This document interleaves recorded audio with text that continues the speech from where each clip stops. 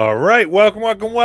It is time for us to get going with our Pirates of Exandria game. We got everybody ready to go. And remember, you can go in and throw some support in through your channel points in order to throw some nice initiative and advantage the way of our amazing pirates. But for now, we are going to get moving.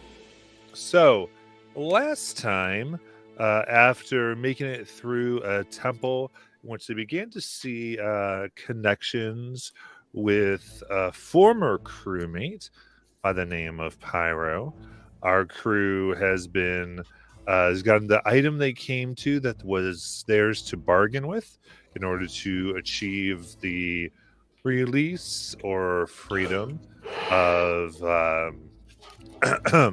Caldrum's family.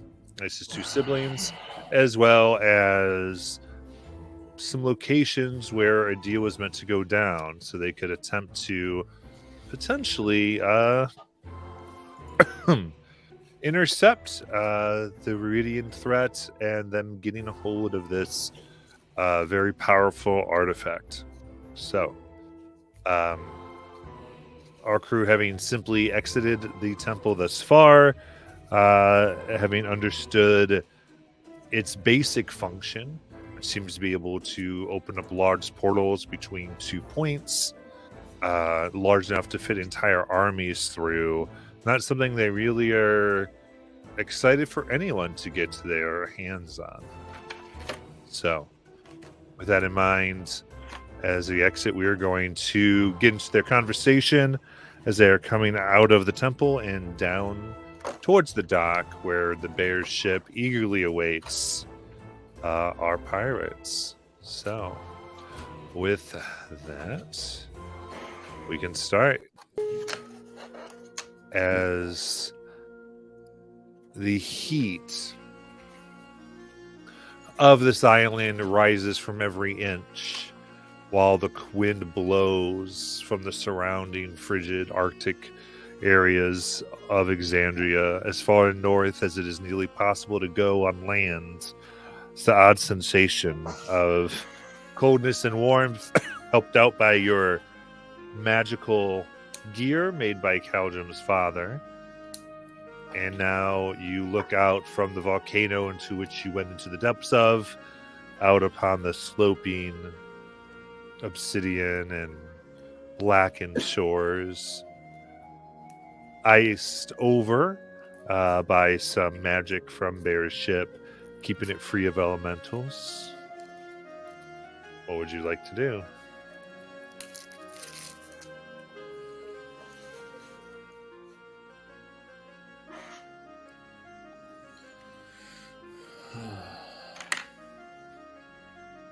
Tonk, I know you're determined to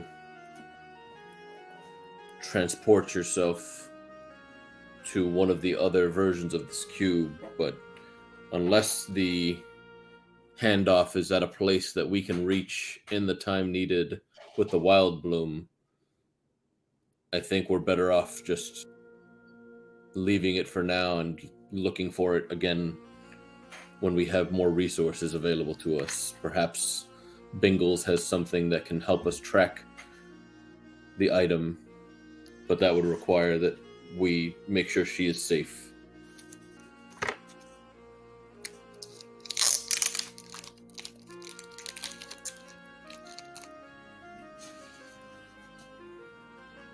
There are greater minds than our own that have ways of applying magic that we may be unaware of.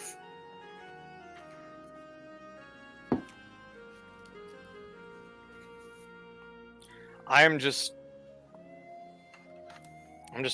terrified of them getting a hold of this thing. That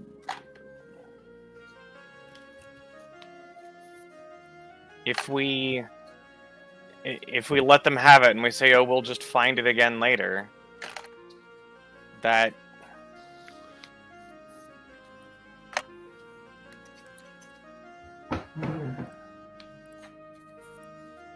if the handoff is within range of the Wild Bloom, then I'm all for going after it at that time. But if the the location of the handoff is not some place that we can get to in time, we cannot try to attack them from the bear's ship. I know for a fact that she will not allow that. The Ruidians are not an enemy she wishes to have. This was just a job for her.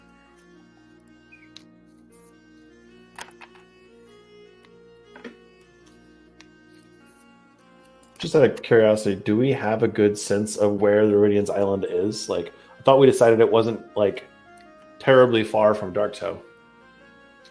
Yeah, but we don't know that that's where the handoff is going to be. That's true, but like, wait, I mean, we know where their island is. We've seen it. Yeah, you have a rough idea. It's closer to the Shattered Teeth. Okay. We marked. Recall marking it when we saw it. On the map. I guess yeah, my point is more like you've got this huge, 500-person ship. They took a while to get up here. If they're going back in that direction, they basically have to sail all the way around that continent. Like, Unless I don't they go expect back this through to be the shortcut. Even the shortcut's got to be weeks, right?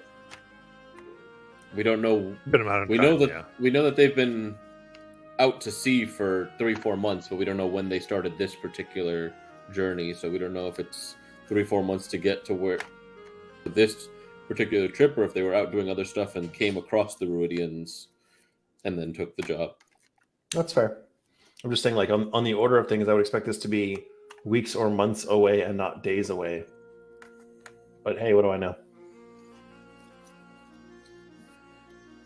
But if that's the case, we cannot have Tonk jumping to other planes for potentially weeks of time, especially without being able to control where it is that he jumps to, at least initially.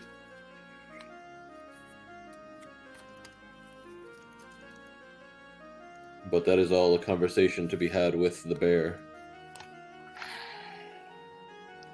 Wait, you're 100% right. We can ask how long it's going to be before the rendezvous.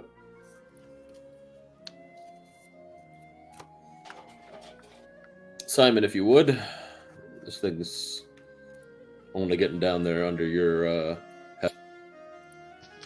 But I kind of assumed that I was still holding it. Oh, I assumed you had put it down just because Tonk was studying it for like 2 hours. Maybe. I'll pick it back up. That reminds me, just in the interest of treachery, did we get a short rest, most of us? I believe Tonk did take at least an hour doing that. And you went yes. I believe that was what the thing was. We're going to call that a yes. Cool.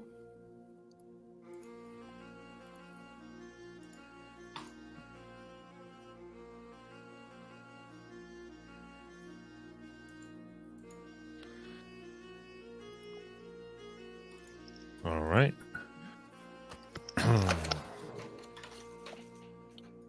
So you want to head over to...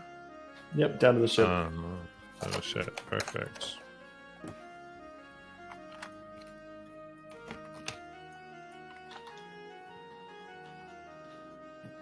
All right. In that case, you begin your trek. You make your way down. It is cumbersome, but now having your prize and the permission of the island, it's a little easier. Things don't seem to be trying to grab upon you and take you down like they once were. But again, the ice bridge is made by the ship and the bear alone, though with backed up by their crew on the ship, weapons aimed, stands bearing the white flag of Parlay.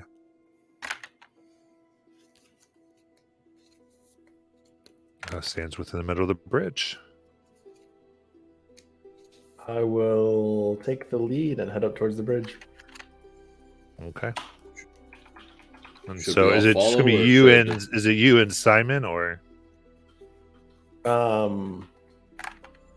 Good question. Certainly, I'd rather Simon carry the cube, but we can. Simon, you want to follow me by 10 or 15 feet, just in case we get a little screwed here? Sure, Okay. I can do that. Okay.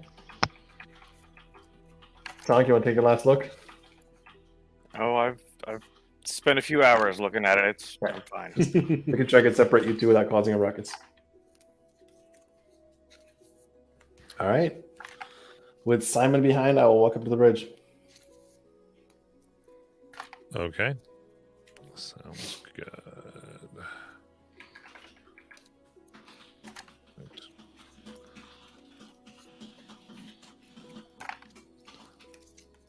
Okay. So you're able to do so here.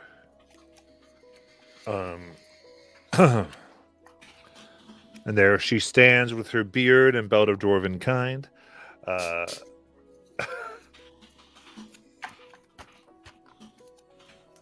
And as she sees Simon approach, she will motion with her hand, and you see Caldrum is pointing out to you, comes with his two siblings, being led.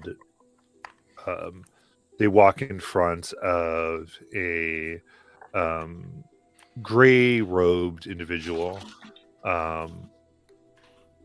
Their hood being down, they reveal a drow heritage to their skin and coloration as they just kind of follow behind. All right. All right.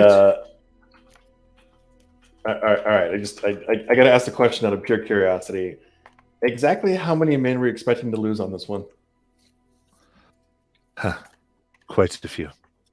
That's why this is good on all accounts. I gotta say, the adult red dragon gave us a bit of a shock. Oh, that was smaller than we thought it would be. I didn't say. Well, I mean, adult. It was. Yeah. Okay. Yeah. So you were thinking like 50 or 100 or 250? Like, it's a pretty significant army you've got on that boat. It was definitely going to cost us lives. Even with our attacks, we had a hope that maybe our sea bombardment would draw something out, but that was more of a long shot. And you know whose temple this is, right? No. You ever heard We of just a knew big, that it... Go ahead. You ever heard of a big angry phoenix? Is this a joke or? Yes. No. Yes. I've heard of these creatures. I didn't. Is this a home of a phoenix? Not just a phoenix, the phoenix god. There are temples to this creature, but this is a big one. I attempt not to get many details, if I can help it. Well, terms are terms. I mean, we'll happily execute the trade, but I'm very curious to know, as best you can guess, the whereabouts and time frame of the exchange. The whereabouts, I can help you with. The time frame, a few months. We will send up a signal once we approach. And as far as the where, is this somewhere on dry land, or just going to be a ship-to-ship meeting, or how do you expect that to go?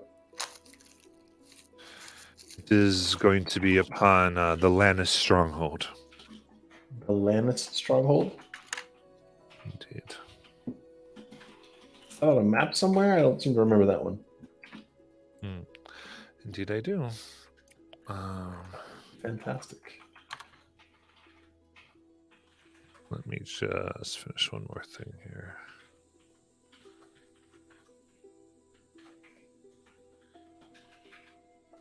Second scrolls. However, it is shall we say, I wanted to keep it well aware away from some of the issues we've been having. Meaning nowhere near Dark Toe and nowhere near the Iridian Island? Yes. Makes sense. Is there, there's got to be more freewheeling captains like yourself, masters of enterprise and business. Is there some place you guys are hanging around other than Rodhold at this point? Is there some place you guys are gathering?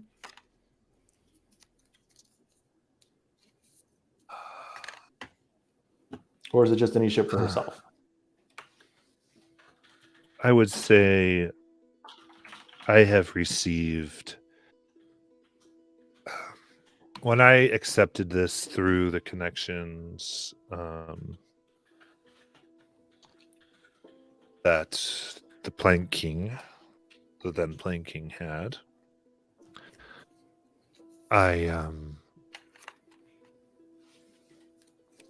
he asked me to, and other captains, to take this place and begin to set up a secondary hold. Is it on this side of the continent? Is it this far north, or is it farther east or south? No, this is off the coast of Isira.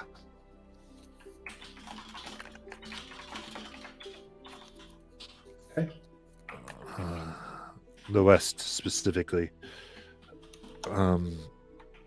He had this idea that we would, should things prove not favorable, his plan was to fall back and take over Dagger Bay.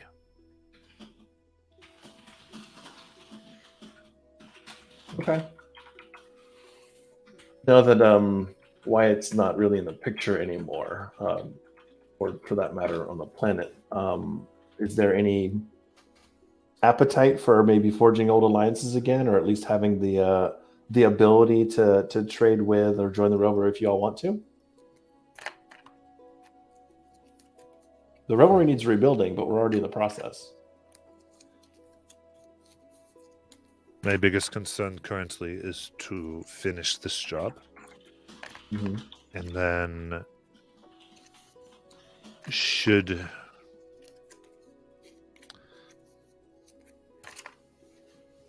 kind of pauses. The independent market isn't the best to be in. Okay. I think having affiliations are good, Captain. I generally agree with you. I mean, I would respect any enterprising captain's willingness to go off on their own if they saw a great opportunity, but I think having some backing, some decent place to trade, and especially some decent place to sell things is a little underappreciated. This is true. Yeah, And well, I don't think there's a captain alive that didn't feel that after whatever it was that Wyatt was trying to do, things were going to be massively different. So, I mean, what was the expectation? It would be better. I mean, Wyatt's intent was to form a country, a colony, an entire war fleet, and take territory. Did you guys really want to hold territory or become the Concord, become the Empire? personally, I will say there's a reason why I had took this job as quick as I could. Okay. Because I wanted to stay at least as much as I could my role the same. Okay. Every other captain, you'd have to talk to them. Sure. I mean, I certainly know what the old families on the island would say, and I think they've made their peace with this issue. But I think what they mostly want at this point is stability and an end to the open conflict and some ability to rebuild things and take their breath for a moment. I imagine the captains at sea are the same way. I will say back to Marquette. Dagger Bay has a way to potentially work on Marquesian ships. And it is a far deadlier enterprise, I think, than the Concord. Saying the Marquesian ships are more difficult to take, or they're at least going to put up a bigger fight? To a degree. their guilds are stronger.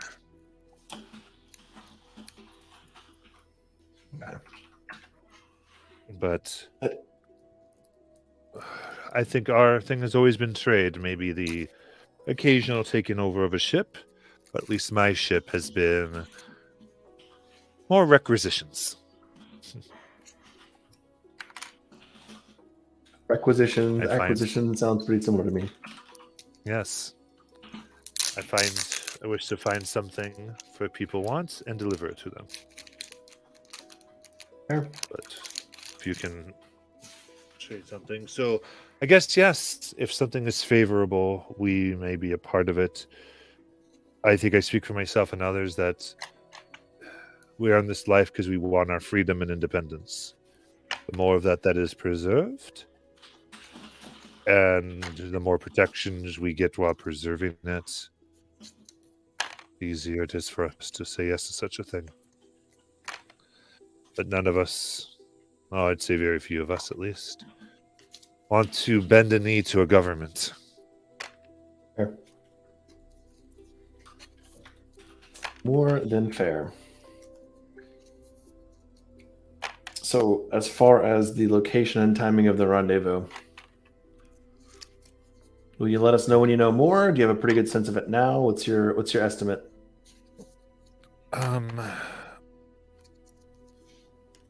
For my ship, I expect to dock there in the next 3 to 5 months. Okay.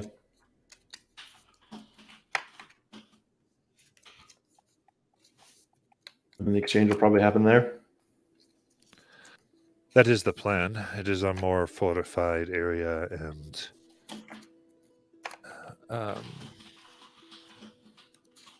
we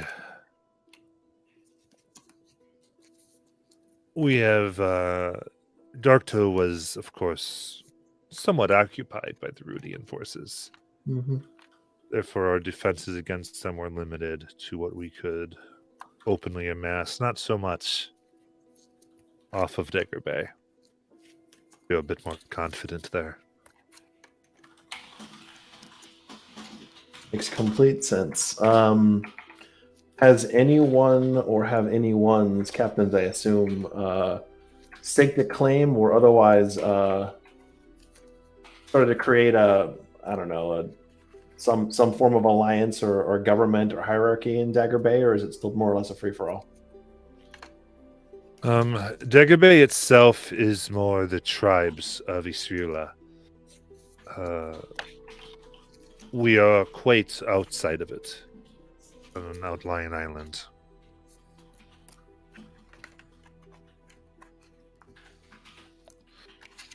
There's not much infighting. You guys are relatively getting along at this point. Indeed. So far, it's building and knowing that eventually we would become known. They're aware of this shipment and have we've been amassing. I transported and hired a team of 600 to build the area with funding from Wyatt. And I guess I tell you this because you would find out, I'm sure it's somewhere. And if a family hasn't told you, they probably would. And as alluring as power is, Captain, I don't want to fight my former friends. Fair. If I don't have to. And I think if you'd appreciate that, and I guess I'm hoping you would, as I freely give you this. Absolutely. Again, the information is tremendously valuable. The terms of the exchange are favorable. I think we both stand to profit from the situation. And my hope is, if the opportunities presented to the various captains to come back into the fold, they'd each consider it for themselves and their ships. I would hope so. Now, from my end, certainly you have this information and can control. You know what I pretend to. But if my favor is of concern to you, Of course, after the exchange is preferable. Mm-hmm. That way I have done my job. They don't, Mm-hmm. even if I ally to you later, at least that much is done and they can deal with their issues. I think that would be an ideal scenario. Wouldn't want to tarnish anyone's reputation unnecessarily or cause any unnecessary fights. I think the fight's fundamentally ours. Again, all right. So I threw over in mid game. She essentially has her route roughly charted from where you are, Cool. and also gives you somewhat of more zoomed in one into Isria. Sierra. Cool. That will work nicely.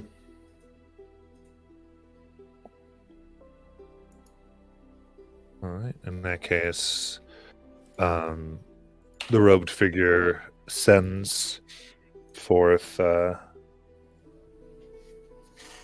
Caldrum's brother and sister and holds out their hands for the cube. Simon? The robed guy does? Oh, isn't this thing still pretty massive? It's like It's 5 by 5 by 5. 5 feet by 5 200 feet. pounds. Yeah. Yeah. Yeah. I gotta see this. Simon, if you want to just set it down on the bridge, I'm sure they have a way to move it. I'll go ahead, just set it down. Yeah, and he fairly effortlessly picks it up. Must be a graviturgist.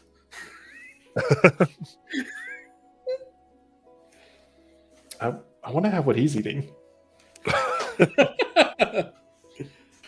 We all have the secrets among our crew, Captain. Mm-hmm. 100% agree, Captain. 100% agree. Well, with that exchange in the offing, it has been a pleasure doing business with you.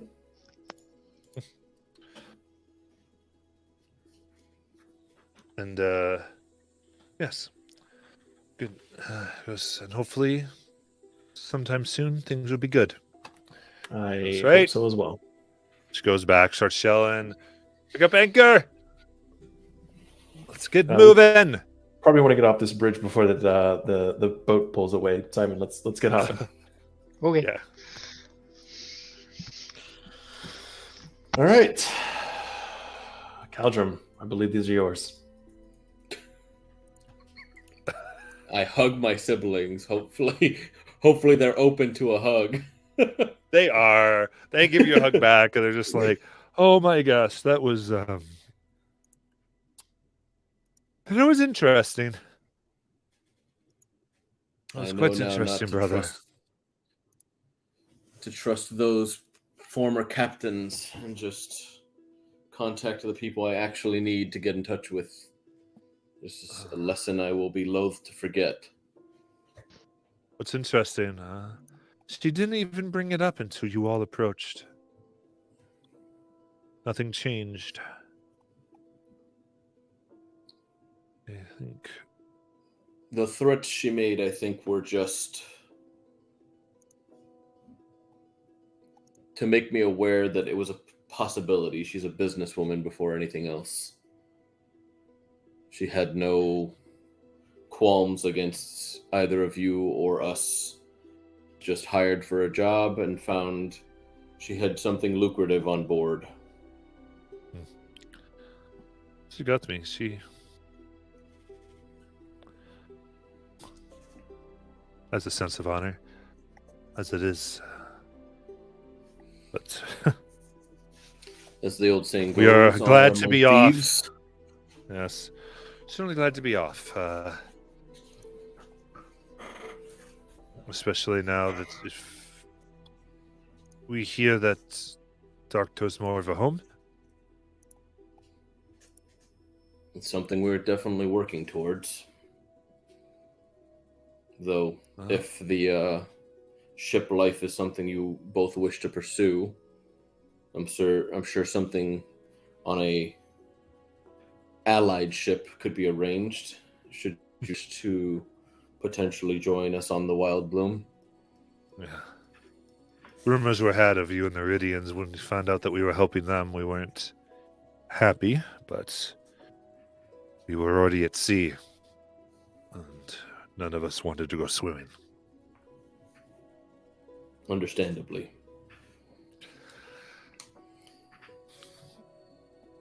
I don't think there's anything left to do here on this island. No, it's probably time to pop back. Jajal, if you would. Beat me up, Scotty. All right. Group hug. All right. You're actually able to go out onto the ice bridge for this, so you don't need to risk the issues. I was wondering about that. Because bridge still is there for a little bit, long enough to do this, and you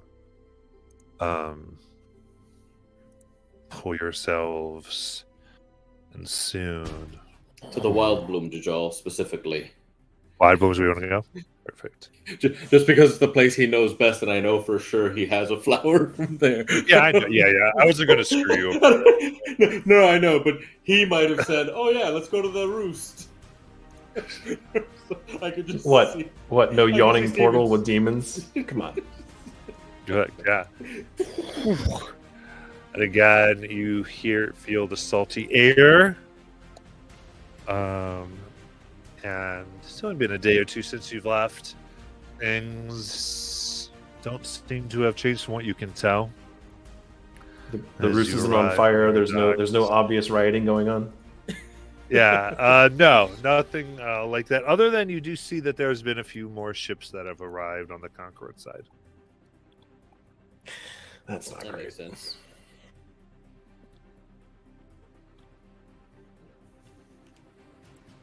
Gaius, you here? Or are you off? Yes, sir. What is this yes sir thing? I'd like you to meet my siblings. This is Rogar and Jarsali. Jarsali, this is a fellow member of the Wild Bloom Gaius. He is also intricately connected to the ship itself. Yes, in many ways. It's good to meet both of you. And they exchange and they go, "That is so cool, brother." I have one further surprise. I figure I'll show you now. Father can learn of more of it later. Gaius, could you ask Cinemoris to come up here, please? And Cinemoris does come up. A few burns that they have red leaves over trying to heal. Yeah, Cal. Hey, Cinemoris, I'd like you to Cal. meet my brother and sister, Jarsali and Rogar. This is my son, Cinemoris, and apprentice. And they bow. Cinemoris bows to them. And did you meet a dryad or something? Not by blood, more by mutual adoption. Oh, you always did like to talk about, like, you talked like dad. Ugh.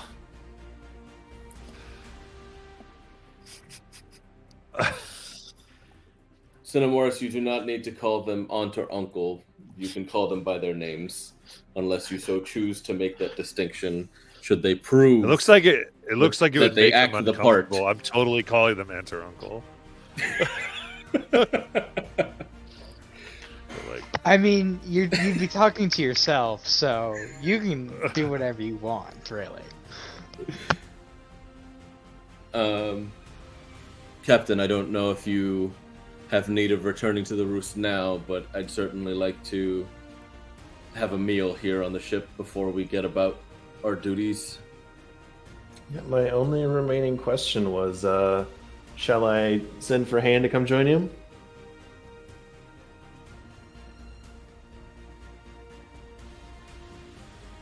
It's your choice. Technically, Captain, it's yours. I mean, is your family welcome on the ship? Absolutely. Is the ship your home? Absolutely. You want them at dinner? You don't want them at dinner? Your call. I think the next time he sees me should be at the end of the trial that he's put before me. Okay. Perfectly fine answer. Would you mind if I at least sent a note his way to tell him his kids are safe? I plan to send them at least off to go back to him, but if you'd like to let him know that the mission was successful, either one's fine. acceptable. Whichever way you want it to go down. We should see if Thola minds coming to actually make that meal. Because none of us really match up. All right. Go ahead and make a note, by the way, because I just calculated. From Darktoe to the rendezvous point that you were shown is 3,500 miles. Jesus H.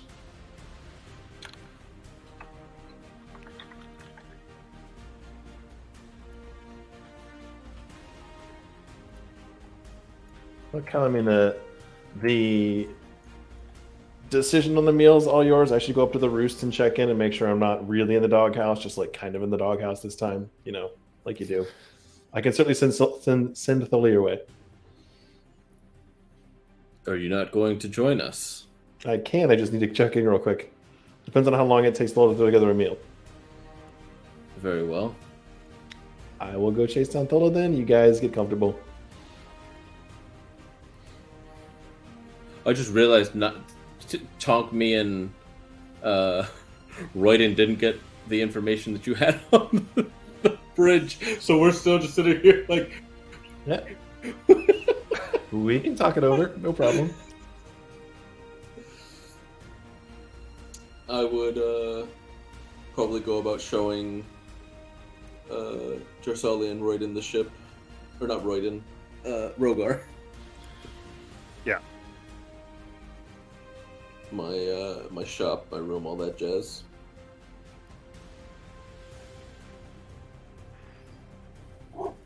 Absolutely. As you go about doing that,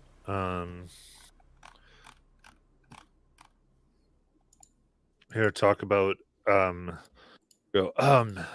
brother. Just I thought I'd say thank you. You mentioned that Dad is challenging you. Yes, and I pull out the box from my pack. He sent this. It's not a material I've ever seen or worked with prior, but it was a challenge to craft something with no outside help and with no other resources, like at least no other materials. Oh, I So, see. I have some ideas to shut him up, so to speak, but also honor him. Kind of shakes his head. You don't really know Dad that well, do you? He's become much more talkative, at least from the last time I spoke with him, if that's what you mean. Likes to berate me.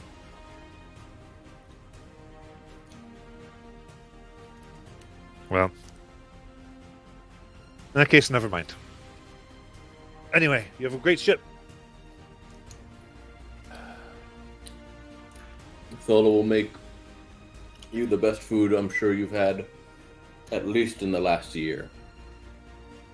Unless one of you've taken up the craft. Though I don't recall that being an avenue either of you took. No. Well, that'll be good. And then I'm sure we'll get some good I told you so's from Pop.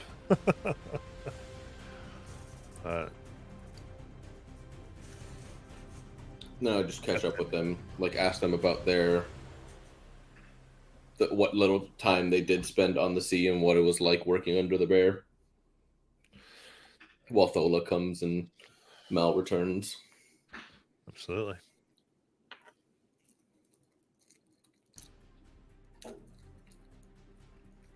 All Alrighty. And what next, everybody? What do you want to do?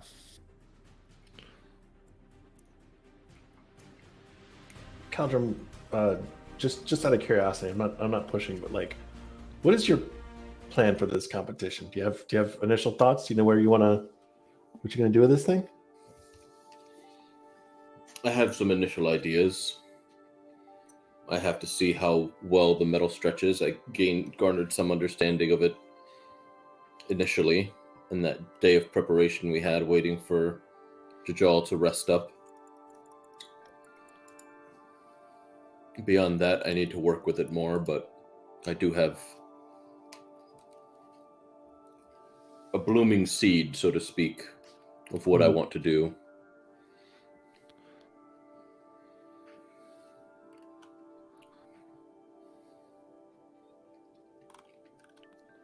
So some time then to figure that thing out. I have another 29 days at this point. Mm-hmm. We finished this rescue mission much faster than expected. Thankfully. That reminds me, I didn't quite fill you guys in on all the details, and I will go ahead and explain the 3,500 miles of distance it's going to take the bear to get back to this new outpost of theirs, where the outpost roughly is, what the expectations are for where the exchange is going to happen. We have at least a few months on our side before this exchange happens. I think probably want to attend to some things around here, at least maybe the Concord blockade and some of the negotiations before we take that particular problem on, unless you guys really want to set up an elaborate ambush for as soon as the transition happens and it goes from the bear's hands to the Rhodians' hands. Any strong feelings there? Don't forget, Jajal was able to take a belaying pin from the bear's ship, so if they're not expecting teleportation there, they shouldn't be concentrating on that large orb of residuum, which I believe is what blocked us previously. I mean, it would be pretty rude to show up and steal it. No, that's as a not note, what I meant. I meant for more discussion. Has according anyone to the who- chart, their trip is 6,600 miles. Wow. Dark Ghost trip is 3,500. Okay. Who went to go grab Thola? I would. Okay, so you were coming back to. Yep. Okay, I just want to make sure what she was hearing. So, is that not the same rock where Vasselheim is? Isilra? Yeah, it is. That's the eastern coast, is Isilra's, where Isilra lays, or where Vasselheim lays. I'd like to get an eye on that coast if we could. Maybe I will take a trip depending on how the timing works out. But still, you brought me here, and the first thing I hear is you want me to cook for you. Well, hi to you too. Yeah, we walked right into that one. I mean, Simon probably ran and gave you a big bear hug first, and then immediately started asking for food. Yeah, but I that's the standard greeting. definitely said hello, introduced you to my siblings officially, and then graciously asked if you would provide your delicious food making skills as celebration. Like, well, I've talked to this one. Nice to meet you in person, and you're nice. I didn't meet you before, to his sister. Well, you may eat on the ship if you want, but I am not cooking on this ship. And she, The kitchen is to your exact specifications, Thola. well, yes, but I've become accustomed to teaching others how to cook there, and there's more space and eyes for them to work on. So, the more that I'm able to teach them, the more that they are able to help me, and making food for the others is a lot easier. That need it. So you're inviting us to the temple for dinner? Is that what's happening? Oh, you can come to the temple, of course, or we can eat here, but I need the help. And she claps her hand twice, and you see like two small little, plant-like humanoids come out, and one of them has like a purple flower with like prickly arms and a face, and the other one has like a clover-like soft appearance, and she's like, Thistle and Shamrock, they have been learning a bit, and they will help me. And we'll get the cake for you there, Simon. You look like you've earned it. Ooh, ooh, ooh, yeah. Simon And, gets a special Can cake. I have like a 3-tier one? Like a it's you knew it's a 3-layer chocolate cake. awesome. So we go off. Go cook. It's gonna take like 3 hours. Also, as a side note, if you're going to have the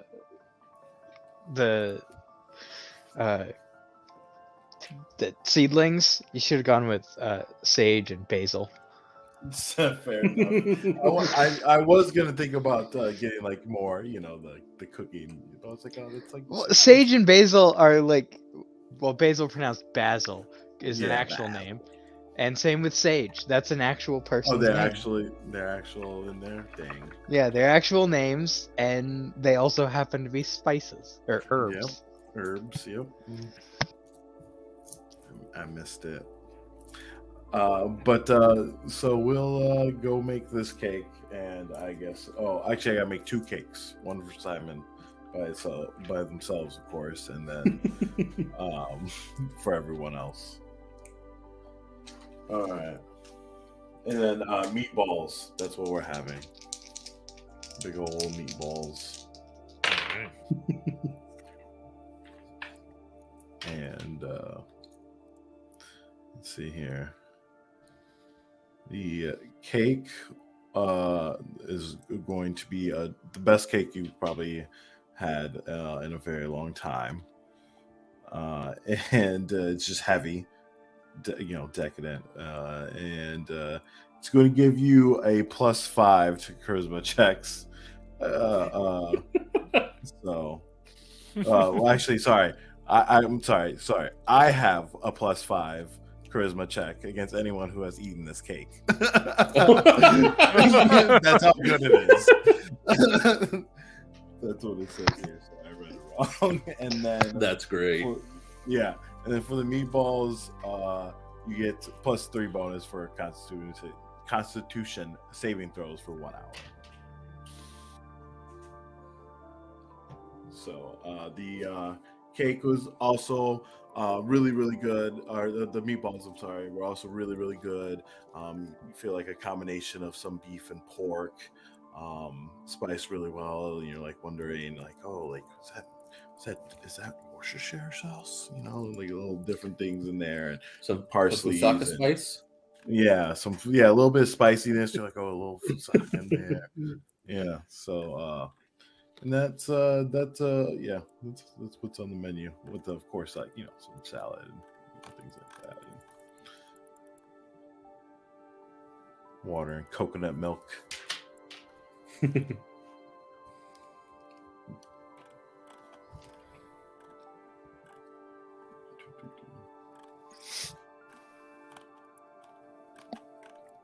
Very good. All right, so you're able to set it out. You visit Cassandra, who's actually very busy. You find her in the main, not in the roost itself, but in that area of the large table. The entire table was usually meant for feasts. She is there with 3 copies of herself, and they're all reading together and sharing notes. That's got to be awfully damn useful.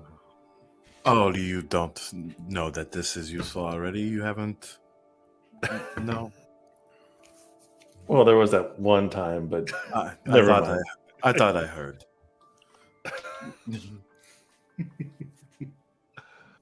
As she looks up. Hey, you actually well- ready to be planking? Yeah, I guess. I mean, we were successful. It You've, worked. It could have been a lot worse. Obviously, or you wouldn't be here, would you? You'd be dead, Right? burned, and we'd be screwed, huh? Yeah, let's avoid the first half of that. She actually comes up to you and gives you a kiss and smacks you lightly on the cheek. It's good to see you. It's good to be Glad you are seen. back. It's oof. So I've got some new developments for you as well. Come take a look at these two maps. If you Okay. recall anything about the bear and her ridiculously oversized ship, they're actually established in a stronghold of at least 600, way the hell on the other side of the continent.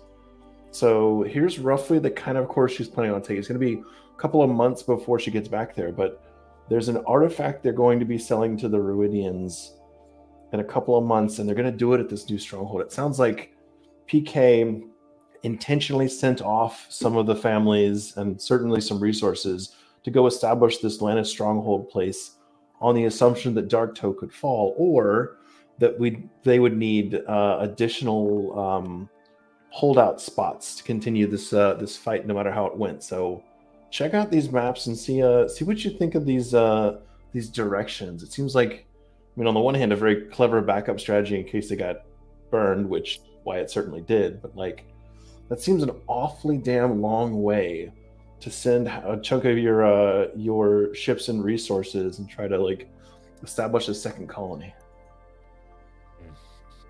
Starts looking at it. But not entirely insane if you think like Wyatt. Yeah, I mean, he was the right level of paranoid for this crew, I guess. Interestingly, the impression I have What is do you that know of Isira? not much at all. Right. Isira was the first civilization. It is thought that all people come from Isira. So it's older than the rest of this stuff? Older than Wild Mountain Tal'Dorei? As far as that everyone migrated from there.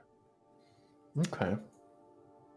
So what we know is he was trying to get artifacts of the gods that he was attempting to get backed by various powers. Betrayer or Prime didn't seem to matter to him. So that he would try to find a place that was the beginning of everything. So you think it's some kind of holy site or something? Like some grand I think strategy? it simply makes sense for him. Okay. And knowing him, he always had many things. Wildmount, I would say the Menagerie Coast was the site of many battles between gods and betrayers. Ones in which the gods won. Isira, I don't know that much about it, but it was where people first began to be able to survive amidst primordial threats and were destroyed, and while everyone else perished, bits of them survived and rebuilt. So if there was ancient knowledge, ancient ways, secrets, they'd be there. So I'd imagine if Wyatt thought that he had to abandon everything and start over, he'd pick it for that reason. Whether he has or I don't know. I mean, it sounded from the bear at least like the independent captains wouldn't be opposed to resuming trade, or maybe not fully entering the fold, but being open to some exchange at some point. I think they're more pragmatic than Wyatt was. That's good to hear. I do know she's looking at everything. I do know this Dagger Bay. We went. I've heard of those who come from there. They as cutthroats, fairly honorable, if not a bit bloodthirsty.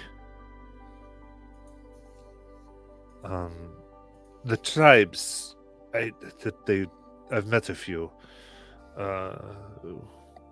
Are conquerors, sackers of land and village. So they would join crews often to sack another ship and take it and become captains and a crew themselves.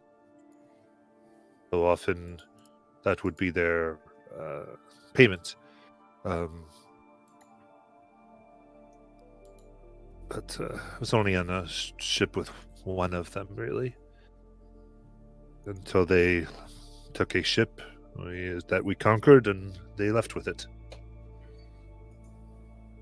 So you think they can be reasoned with? Yes, I don't think they have any loyalty except to sail and move up.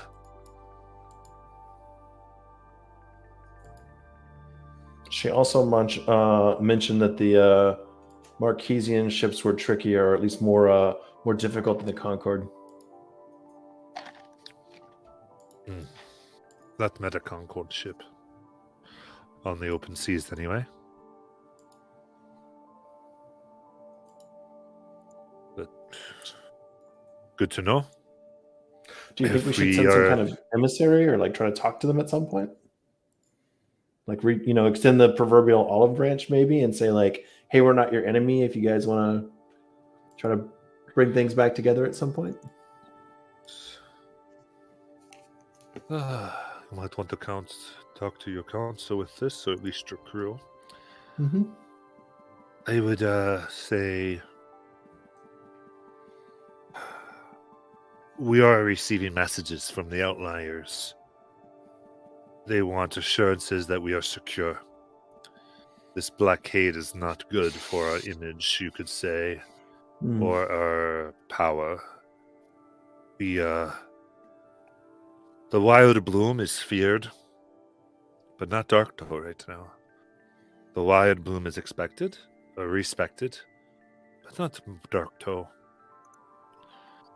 If we are attempting to do things, we need to fix that, I think. Any news from the Concorde or Admiral Antioch? Is he still able to hold the rest of the Concorded Bay, or how's that looking? After Idoc's display, they are quietly amassing, but keeping their ships fairly far out. It's very dicey. I may have scried, and I did hear them talk about Dragonbane weaponry. Dragonbane weaponry. Like they'd be going after Idoc? Maybe they're preparing if they have to. That's a shitty decision. Yes, but even creatures like Idoc can be dealt with should you get the right people and objects, and if you are given time. And time at the moment they have. Yes.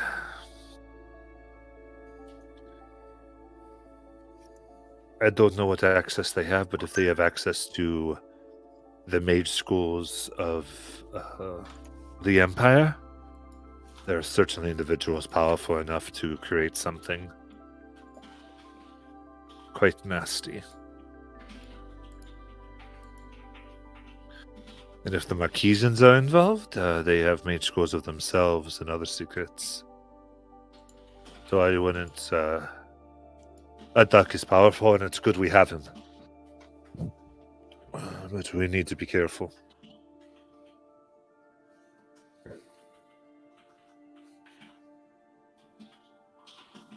From what I can tell, the other bits of information we were able to get was that they had made, in addition to trying to get help from the Euthydonian Empire and Marquette, they reached out to Taldore, both the official government and the Iron Authority there, and seem to have been rejected by both.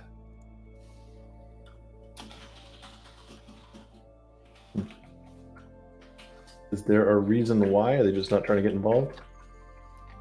It sounds like That I we've don't pissed know. off basically everybody everywhere at this point. Are we really that scary, or they just want to nip the rubber in the bud? Taldore, I don't know. I am not into the politics. I just overheard conversations.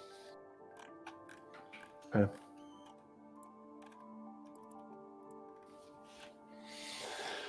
What are we gonna do?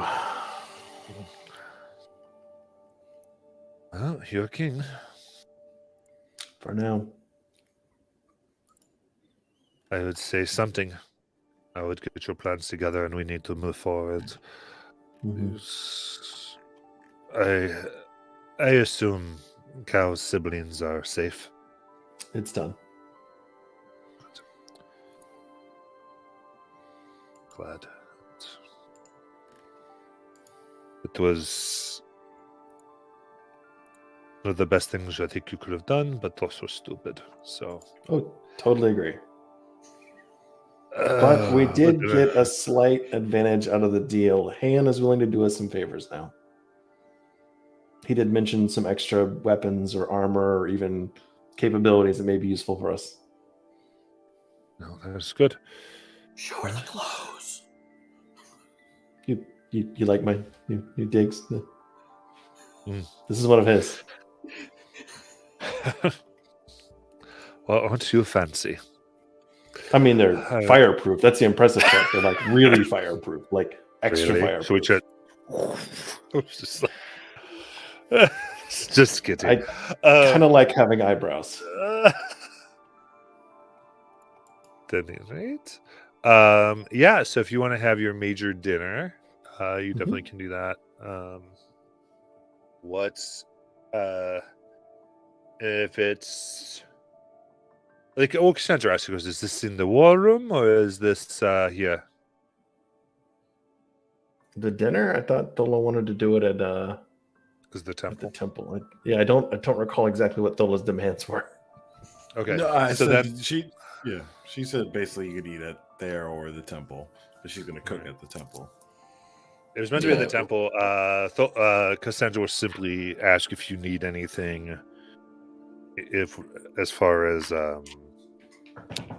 securing the space for purposes of discussions.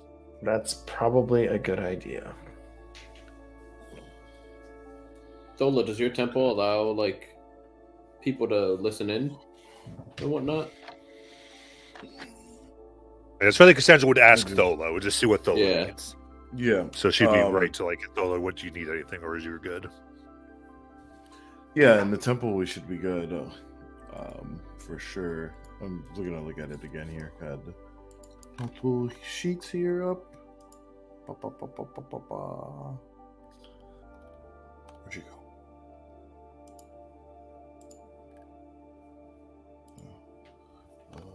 Because I'm looking at the wrong. Where is that? Oh, here we go. Yeah, can't do the password. Can't use port teleport. The planar travel.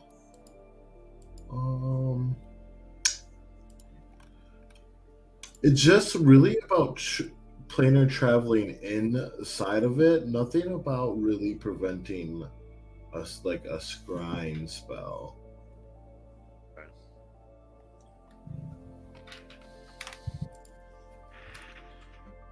Like a oh, but I still think I could do something else here too. But yeah, I think there's something else I could do as well on top of. Oh wait, hold on.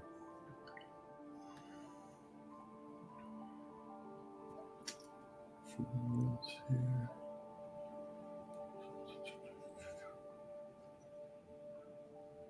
The sensors created by divination spells can't appear inside the temple, and creatures within can't be targeted by divination yeah. spells.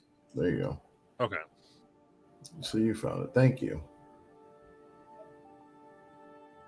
Okay. Good. She was just checking. I would say there's been a few times she's contacted you throughout the time, I think. Like, I feel like her and Thola are in like pretty good communication. Making sure Right. she's pretty happy with the temple and also just whatever you would need. Cool. Why was that in there? That's why.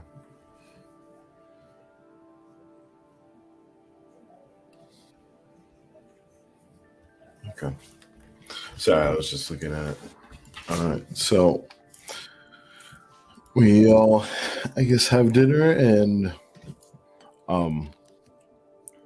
this is we're sitting down. Tola looks at Mal and says, "So, what is your plan? Are you delegating work to others to go, stop this, or this seems like a far travel, or are we, going out ourselves, or are you going out yourself I mean, to stop this?" yeah, me leaving more than maybe once more is probably a terrible idea. So I wanted to get the brain trust together. That's officially what I'm calling you guys now. Obviously, the biggest issue in front of us is the Concord blockade around Darktoe. We don't have any freedom of movement as long as this is a thing, and we're going to be out of time and patience in the next couple of weeks or months. So what do you think the approach should be with the Concord? Do we negotiate? Do we blast our way out? Like what's the right answer for dealing with the blockade? Negotiations should definitely be made, and maybe I should bring cake. I think you should bring cake. But I would say that there's, as I've said before, there's no way that we can leave Darktoe defenseless, as it is you noted. I mean, it's not.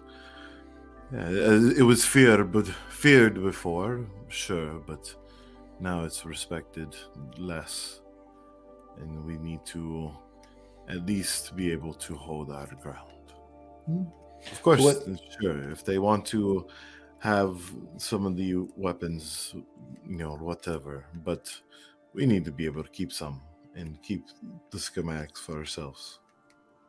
That I'm less worried about. I think Master Tonk's got the schematics pretty well locked away in that crazy little head of his. Reasonably confident he could rebuild if we started from nothing, if we had the right materials. So what would be the right either show of force or bargaining chip to get the Concord off our ass? Like, we could offer to wipe out the Ruidians or try to wipe out the Ruidians and say we're going to take this threat entirely off the board and you guys will leave us alone as a consequence. We can try to strike some kind of like reparations or trade deal. Well, I mean, right. Some of the things that we offer is, of course, the ability for them to trade easily to the other, countries and empires across the world, and that we would, protect them against any Rudians or anyone who would, dare to go across these seas, right? I mean, these are the things that we said that we would do for them. We can't just give them everything. Mm-hmm. And, I very much like that idea. How can we do these things for them with having no protection ourselves? The people of Darktoe get to maintain their privateering lifestyle, but in defense of the nations that blockade us now, protecting them from the Ruidians, which is the true invading threat. Yeah, I like that angle.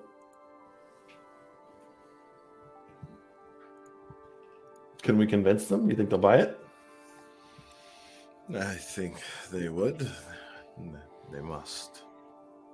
I mean, the alternative is to go right back to wartime footing, lose a whole lot of ships, attempt to wipe us out completely, and have a at least significantly bloodier battle.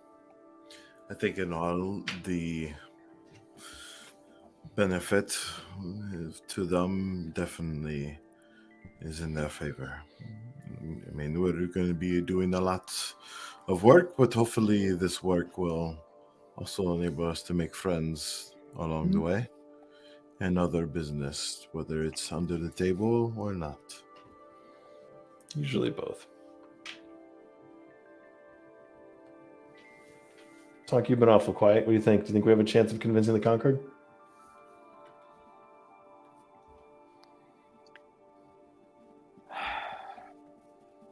I do.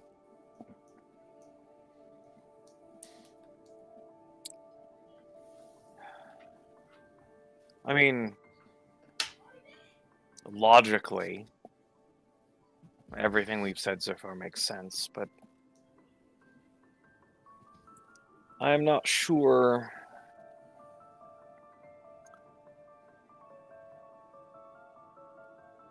I'm not sure we're dealing with logical people. I mean, the Concord are more logical than the Ruidians, of course. I mean, this is our most pressing matter. But of course, we're going to have to take care of those.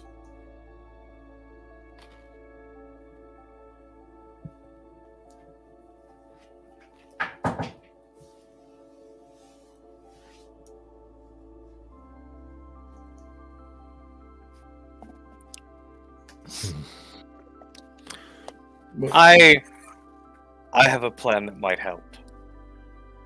Uh-oh, lay it on me.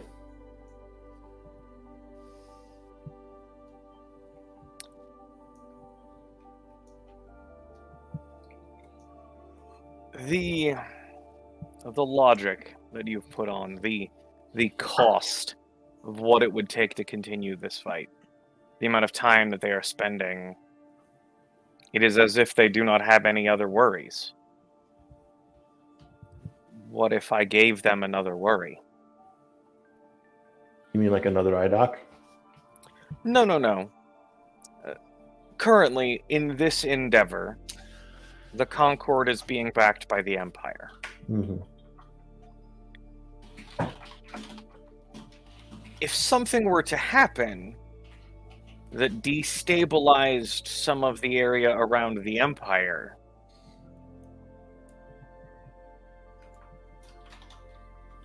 the Concord wouldn't feel like they've got as solid reinforcements as they did at the start of this conversation. What exactly would you have in mind for destabilizing? Going I home. can't be overtly seen picking a fight with the Empire, but you probably can. I can go home. And then? And then do what I have learned to do over the past few years.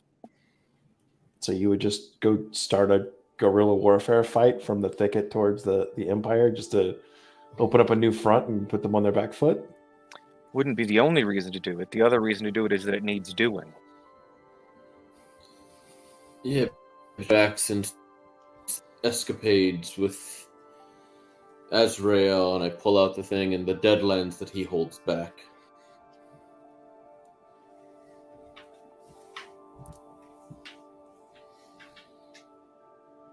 Sorry, you cut out a little bit, and so I didn't catch the start of that phrase. You've not been back since the escapades of the Deadlands, and I hold up the 113-sided crystal. To our knowledge, Azrael's the only one that holds back that plague. You're right, I haven't been back. I haven't been back since I first boarded a landing boat with Mal here. It has been too long since I've been back. But the thicket still shares a border with the Empire.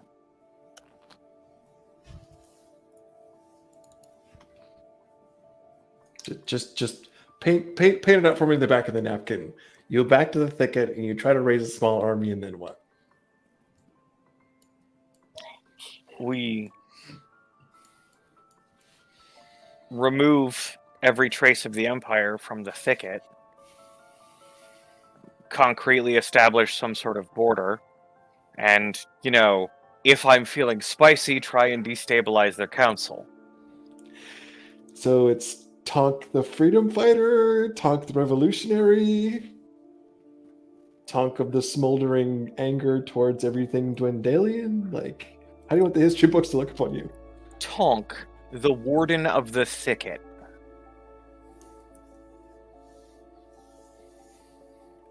Wow. That will definitely send a signal. How fast could this happen, though? I don't know what things look like on the ground right now. If the right people are in the right places, we could probably get moving again within a month. It might be 2 if I have to do most of this by myself. And I'm sure you could recruit some people to go with you. There've got to be plenty of people around here that are just itching for some kind of action.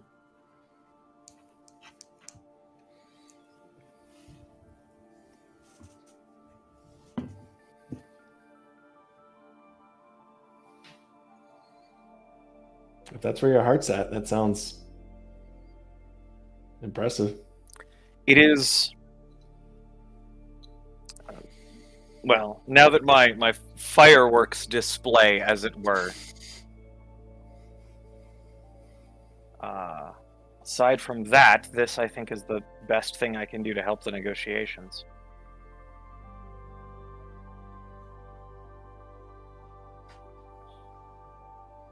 And besides, it's been a while since I bloodied the Empire's nose. That sounds like as good a reason as any. I mean, I certainly don't wear a dark toe flag wrapped around you when you're doing it, but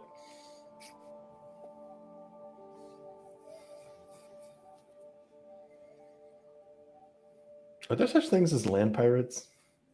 Oh wait, that's just ruffians. Never mind.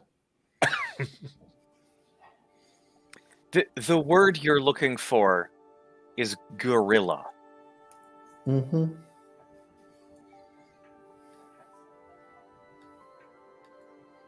Sounds like a worthy cause to me.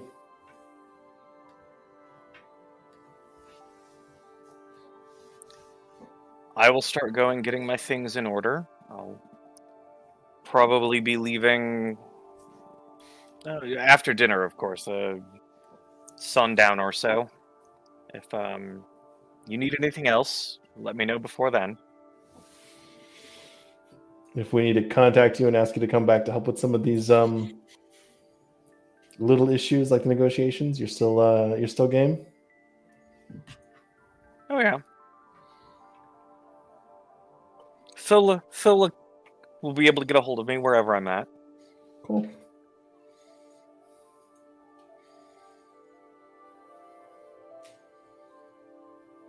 I mean, besides wishing you luck, will you need some reinforcements or some initial seed funding to get your little war off the ground?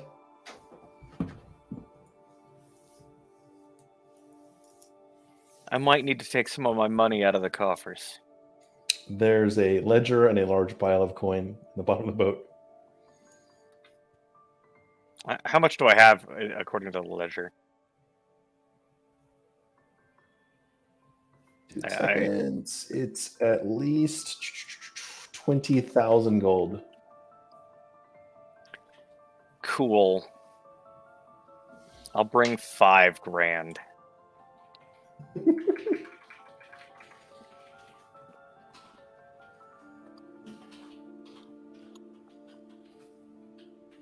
Got it. And you're still sitting on 285 platinum as well. Fantastic.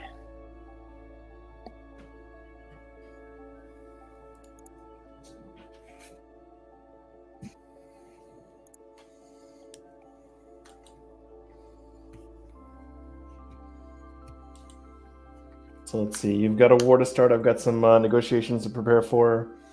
Cal's got some forging to figure out. Simon's got some cake to eat.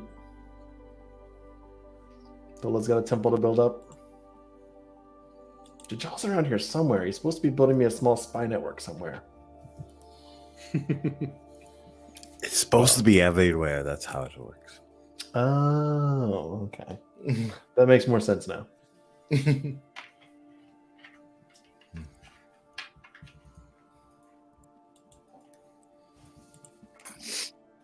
You know, Tonk, once I finish the competition with my father, if you ask, I will gladly go with you. This island is a bit small to have two Master Sithrith smiths trying to run operations. Well, let's see how things go in the meantime. And, if that's the way things go, I appreciate the offer. And if you're going to be building an army, a one-man cannon's pretty damn useful. I mean, I do appreciate some support artillery. Harkens back to the old days before you found your way with nature.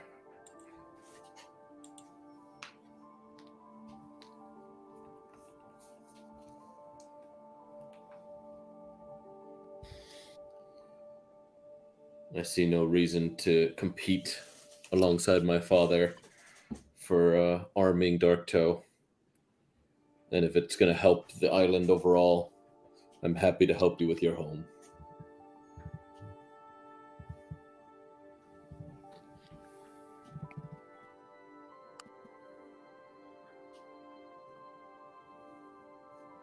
Does this mean your dad's kind of displaced you?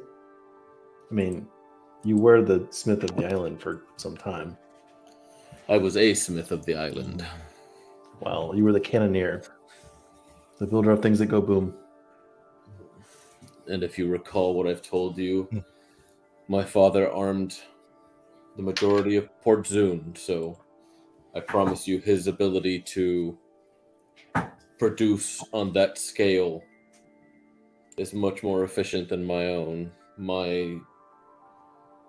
My skills have definitely specialized to individualized weapons. Wow.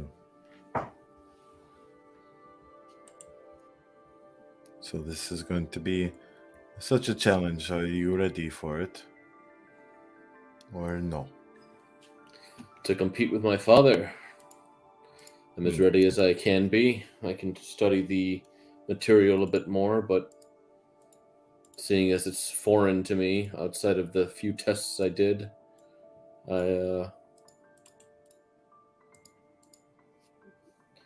don't know that it will match up to this, and I hold out Convergence just because the stage is not exactly set to make something this grand again, but I'm sure it will.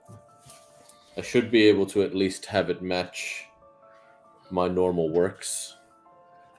It is quite the unique material, very light, and allows for heavier weapons to be utilized in a more Mal-like way. What would they do for, more like boots or, or things like that? Or I don't think you want metal or crystalline boots, especially not from somebody that has no idea how to properly shape them.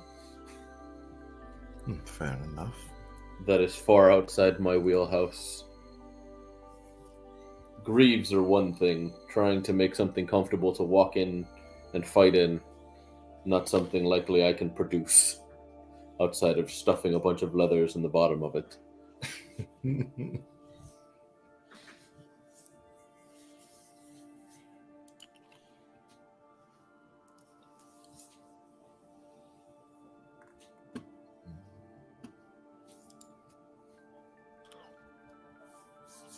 Hmm.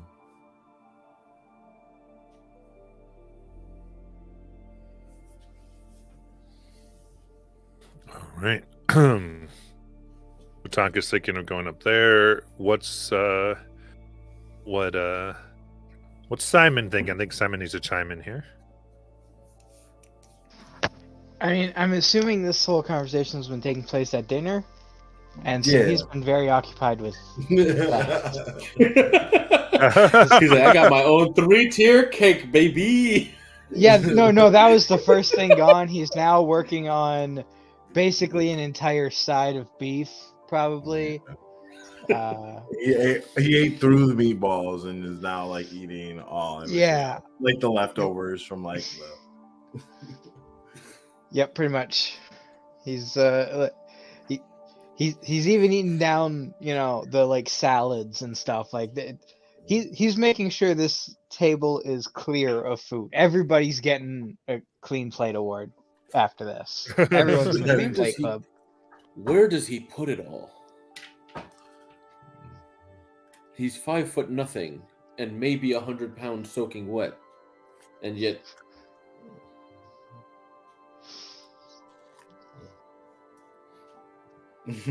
I'm just saying. I think he has gained less pounds that you have gained years. I think he might have lost.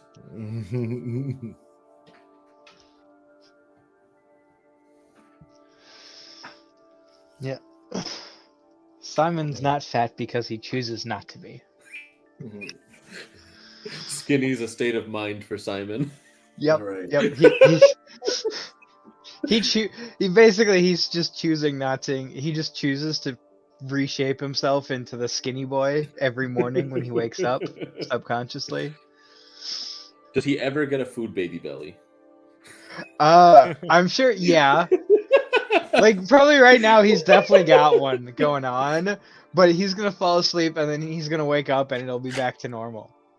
It's just that like he'll gain weight throughout the day, but then every morning it just resets. So he's just he's perpetually stuck in a state of looking like he's starved.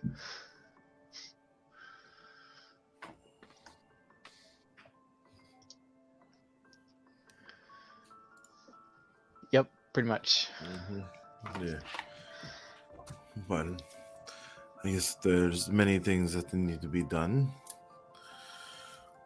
And do you know, Tonk, who are the first people you will try to contact once you get to where you need to go?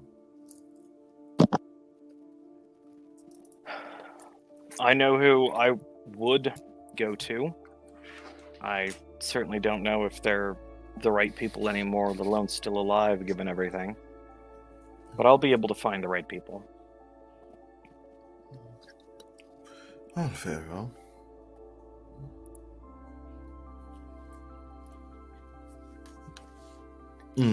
Well, if we do take this trip to Vasselheim, and you are over there, if Jajal decides to go, I can either stay here, and then if he decides to go, he can teleport here and bring me back, or someone else can. I would like to go there, but I do have just a few more months, and then I can go. But either of you, I'm sure that with hopefully news of us trying to be more welcoming, we'll get an influx of people.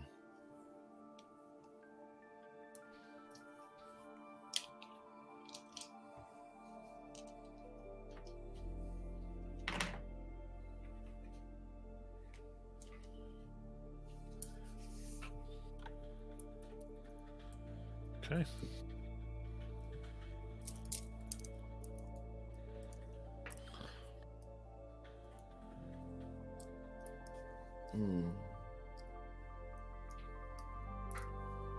Oh, so Very we're cool. probably going to. Oh, I was gonna say. So next step, we're probably going to get everything together. Hopefully, hopefully make it Mal presentable, and get him negotiating with the Concord. Mm-hmm. Yeah, so the thing is, what do you want to do to prepare for the Concord negotiations? Yeah.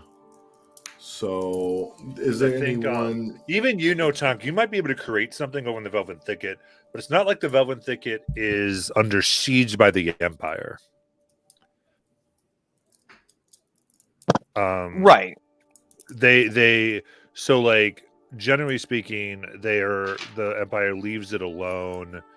It is a certain wing of it, the Super Assembly, that has been trying to undermine it here and there, but it's not like there's a constant war going on over there. So like the thicket is under the control of the gnomes and has been for some time. Okay. Like you remember helping achieve that with the tribes because you were a part of that in your backstory. So you would be like to disrupt something, you would be doing something like either like not like tearing down the trade between it and Pride's Call, which is part of the thing that keeps it going. And officially, Velvet Thicket isn't part of the Empire; they have independence. And so now, if you want to try to like have them as an independent thicket start to attack the Empire, just kind of give me an idea of the political stuff that is actually going on over there. Okay, I had thought, out of character, I had thought that the Empire had more of a presence in the thicket. And so it wasn't that I would necessarily going to attack the Empire, but I would suddenly and forcibly remove the Empire presence from the forest, which would certainly attract their attention if that had been the case. Yeah. So I would say the Cerberus Assembly has various presence points in there. And you're aware of things that maybe they have done to attempt to corrupt things here and there and try to make a case for the Velvet not be able to run itself. But the kind of soldiers and that type of thing, not as much. I recall Bengals saying that she helped in the Siren Green Forest. Is that correct? Mm-hmm. So was there more issue there? I remember who she was helping there. She said the Siren Green Forest, they were under control from the Empire. They became independent due to the Deadlands. And basically in their defense to keep the Deadlands out. And she hinted she may have helped with the barrier, that she made some deals, but then helped it defend itself. Got it.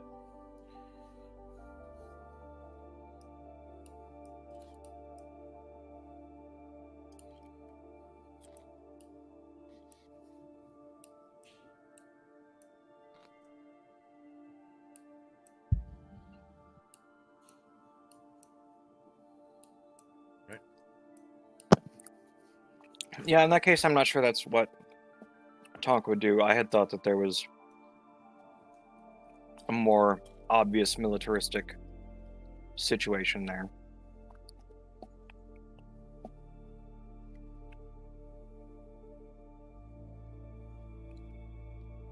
I mean, right.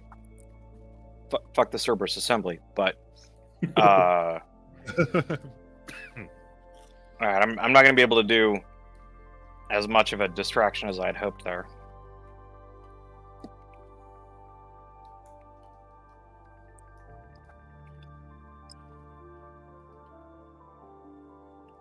You can still see what's there. I just wanted to kind of make sure, like, it's not quite as like an occupying force as you were making it.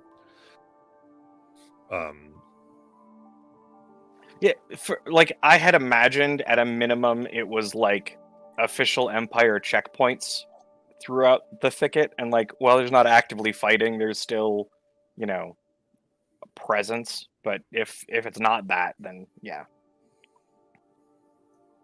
Yeah. Cool.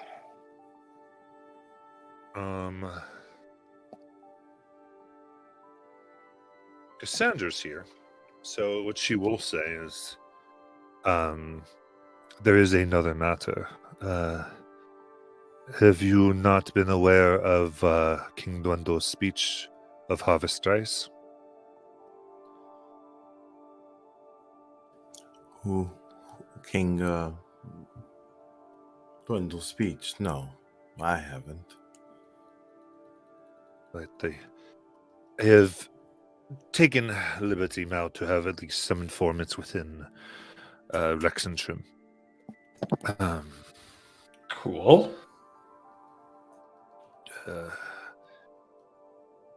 There was, my sources say there was an assassination attempt, though largely unknown by most in the Empire.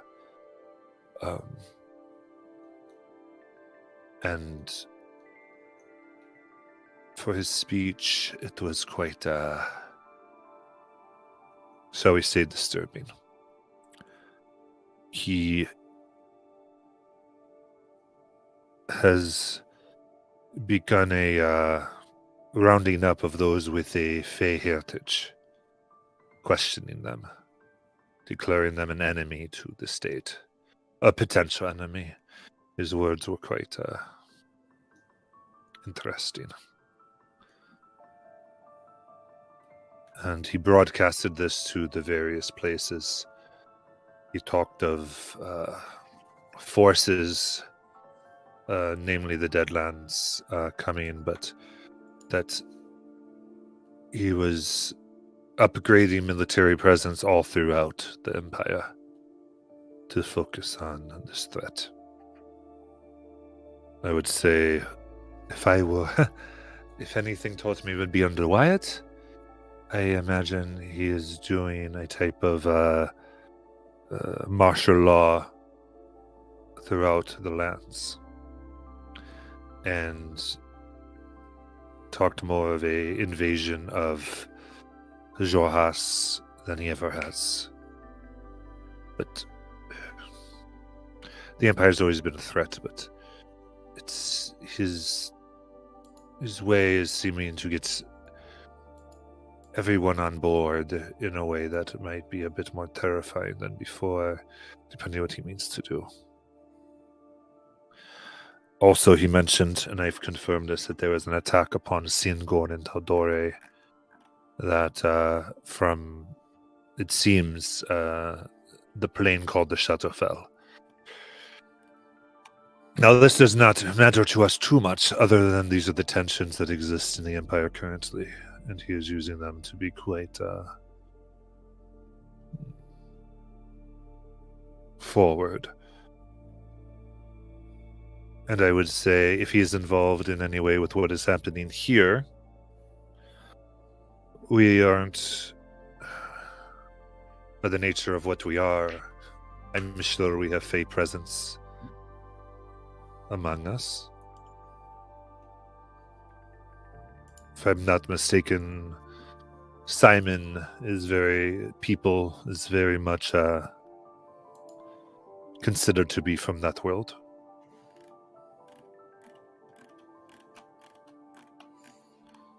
We met another like Simon. They helped. I forget the ship they were on. The second ship that Bingles made. I believe his name was Mars. There is another yet, the one from the bar. Yes. So anything against the Empire now, of course, I would just say, might not be looked favorably as it once was, at least from within. I don't know the response that people are having to his speech, but things are changing there.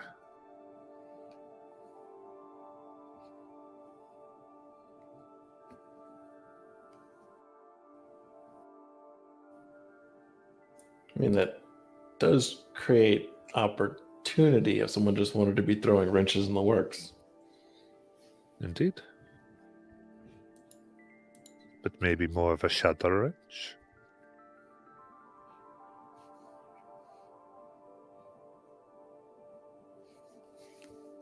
Yes, I think, and she looks at you, Tonk, if you were to go about and do such a thing, Mao would have to separate from you, officially, if he was to have talks with the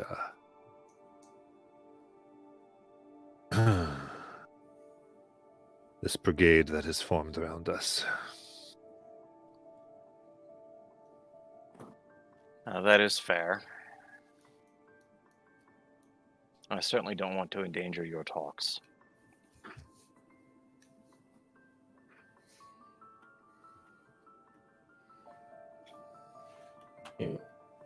It's still feasible after the talks are over if things go well.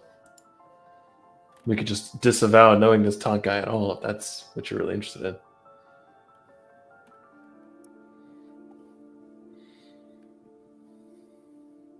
I'm just saying the door's open in the future. Tonk, you are certainly free to do what you wish. I'm just saying what we're playing with. Certainly.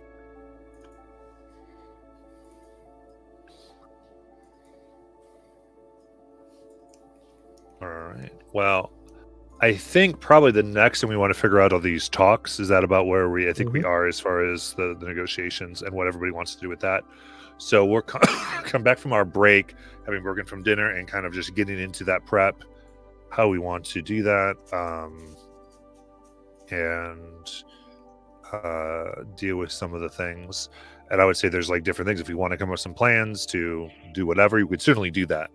I think it just is, figure out, just make our decisions. What's the time frame till the negotiations? From this point, was it like 3 So the weeks? issue, I think there's more than that. I believe. Oh, okay. The biggest thing is that you didn't want to start them when there was 3 weeks left because they could stall. So that's Got like the whole thing is that playing Yeah. the time frame is very weird here.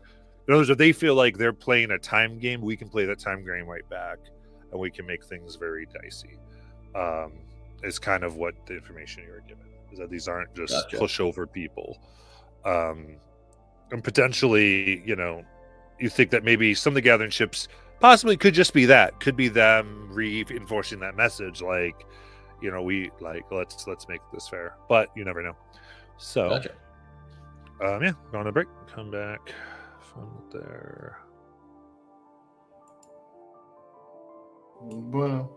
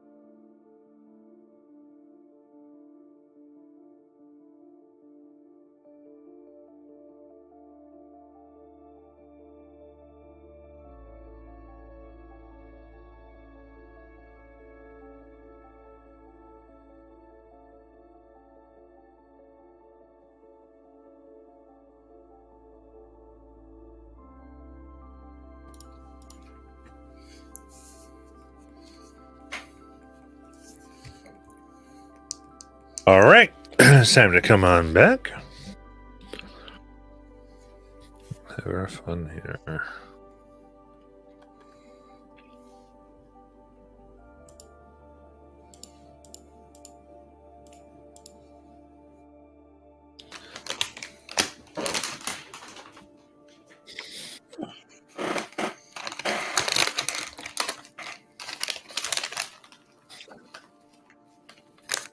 All right, so what do we want to do for this for these talks?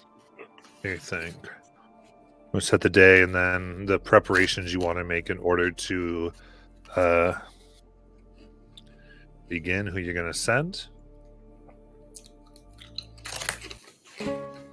Just to count our chickens, we've got IDOC enforcing the peace, or at least IDOC on our side.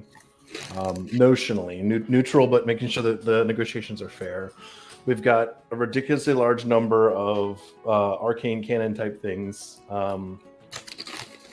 We've got quite a few ships and some allies outside. Maybe not allies, but friendlies. They've got Conquered ships. They've got some Marquesian ships. We kind of have an idea of what their initial demands are going to be.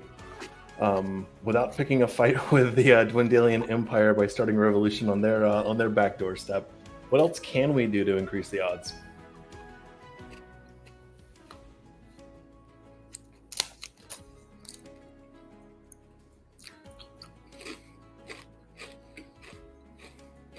Anybody? Bueller? I was gonna say I can cross my fingers and promise not to attack them again. That might help. Well, I mean, I think what do we? I mean, do we? How do we disassemble some of those and give them to them? Right? Is that some part of the deal we're giving to them? Like what's? I mean, they want all those weapons removed, Right, and handed over, And the artificers. the artificers are non-negotiable. That shit ain't gonna happen. I'm just reminding you what they wanted. Right. So Giving we them give the them the Voss cannons. specifically. Yeah, I already did that early on. Oh, okay. I was not keeping hostages. Period.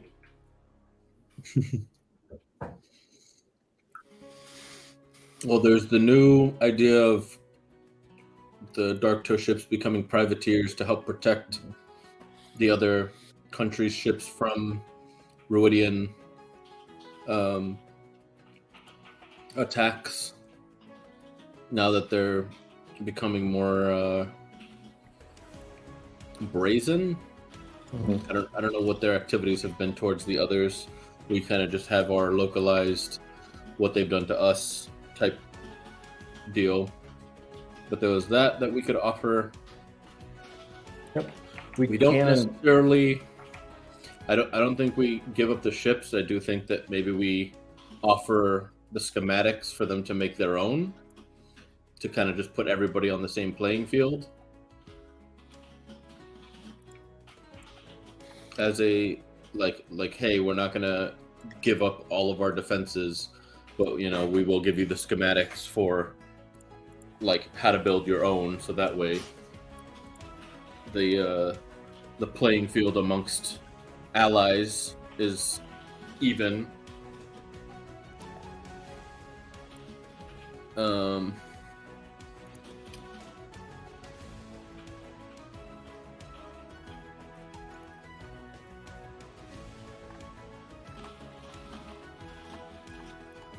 I haven't built a version of the alchemist jellied holy water.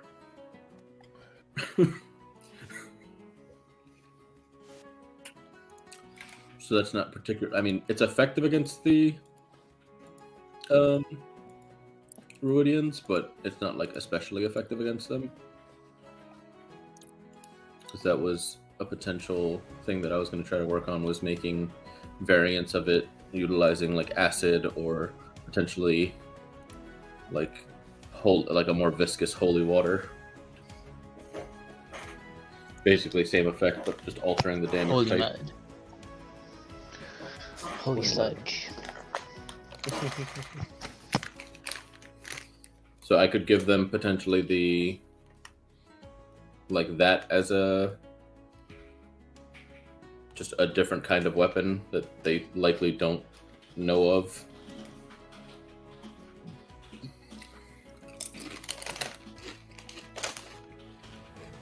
In the meantime, should we give up the cannons? Clearly, we could rebuild them with the appropriate materials, but should that be on the table? I don't think so, just because then we have nothing that stops their ships other than our ships from just coming in and taking over immediately.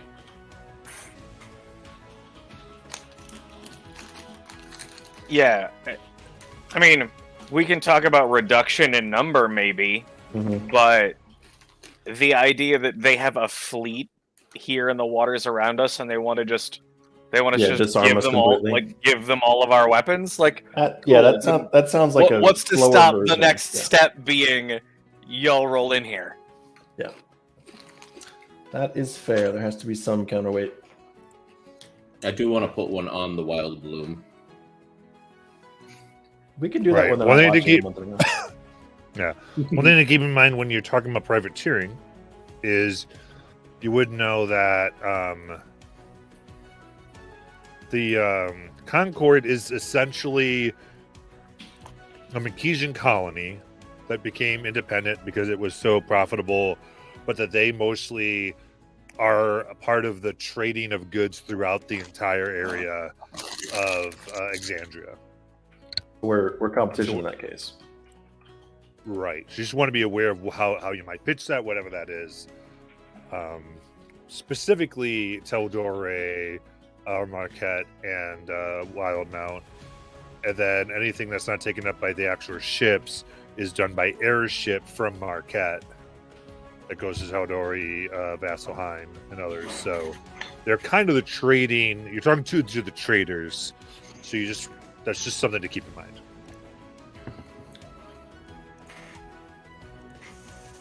I think the fundamental question would be, will they buy the argument that there's room for more? And I think the answer should be no. They should want to eliminate anybody in these waters that's taking their food off their table, right? But it also points out that the Ruidians as a common enemy are the primary disruptors of that trade now, since we're not rank on their ships at the moment. So at the very least, eliminating them should be a positive.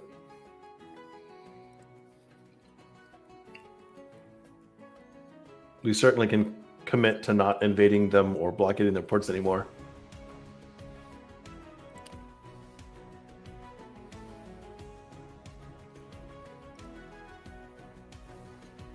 Do we have any other bargaining chips?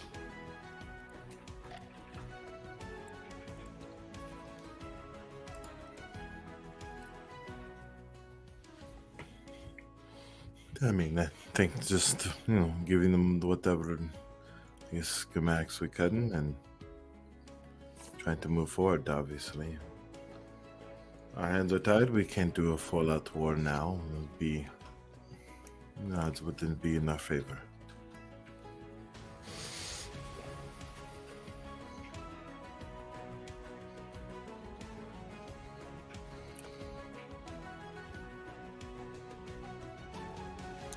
See, the problem is,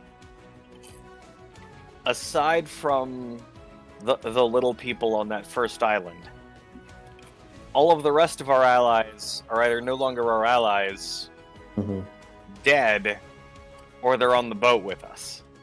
Right? Like, this is the downside of we gotta catch them all, is they're all now with us on the boat. So it's hard to say, because it would be one thing to say, okay, but you're dealing with us, and here are the groups we have associations with, and so if you screw with us, that's going to impact, all of these other groups.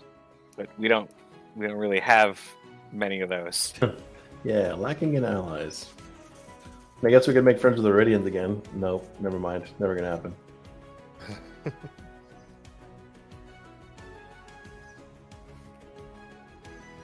I mean, we could send a message up to that one teacher in the college and see how the college is doing.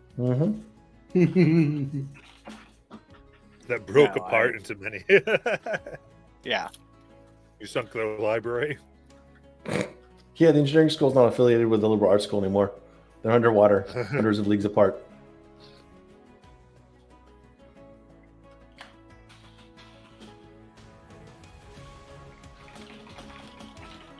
Yeah, I don't know that we're. I don't know that we got more options here. Nora Hamelday. That's what I have.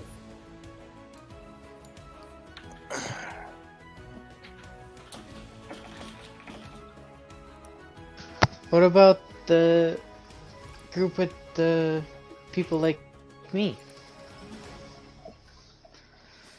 Are there armies of you hiding around here somewhere that we just completely overlooked? To be fair, I we mean- wouldn't know if there were.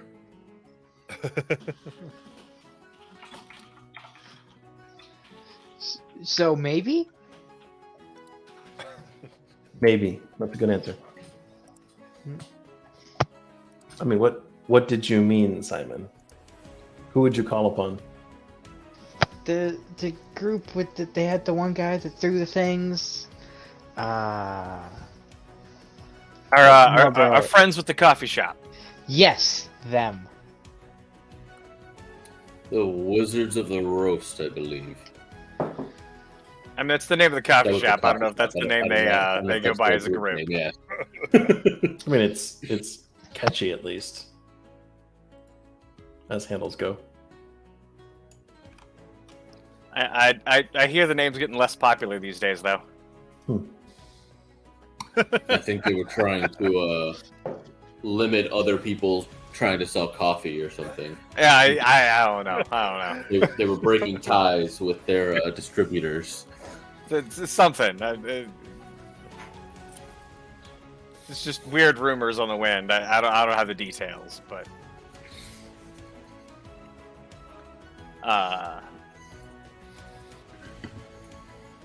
yeah.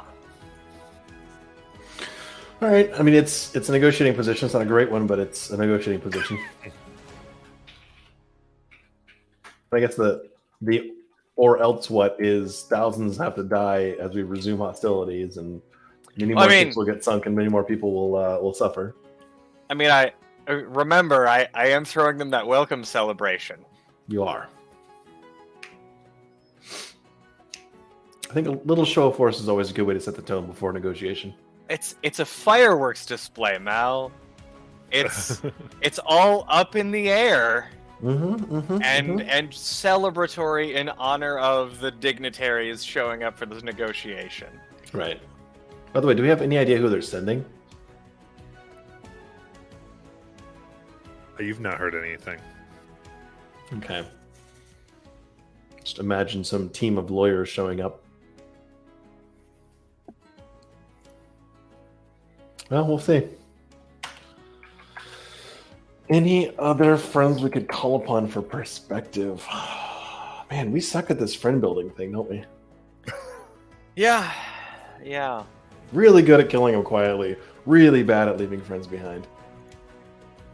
When it's trying to make friends under hostile circumstances, we're not the best. Yeah. That's why that whole Red Dragon situation was very impressive, Tonk.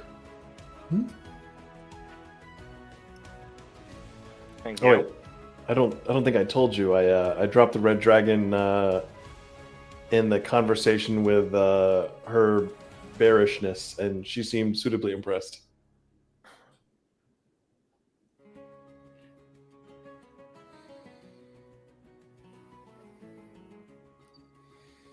Okay. Yeah. Well, I mean, the worst we can do is show up, make our bright lines known, and then let's see what they come back with. You can always ask for more to try to just get what we actually want. Mm-hmm. So what I hear is we're sending Jajal in to just send. I mean, he is a fast talker. He's certainly more charismatic than I usually am.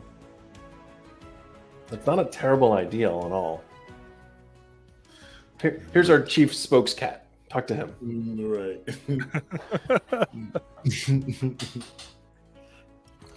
Master Yes. of spies and baffle them with bullshit. Silver tongue devil.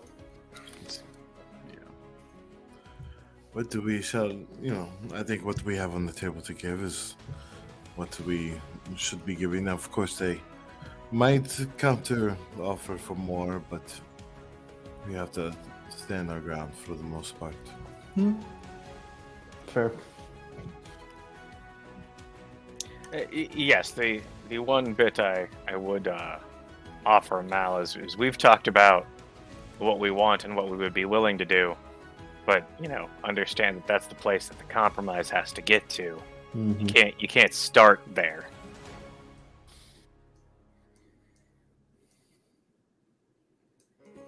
So we should be asking for their ships.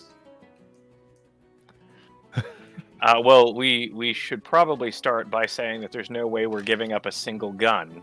Yeah, agreed. You know. But I think Cass at least tells me this is something like a dance, and you have to give something to get something back, and you can't be all left feet. So there's got to be some room to move. Well, yeah.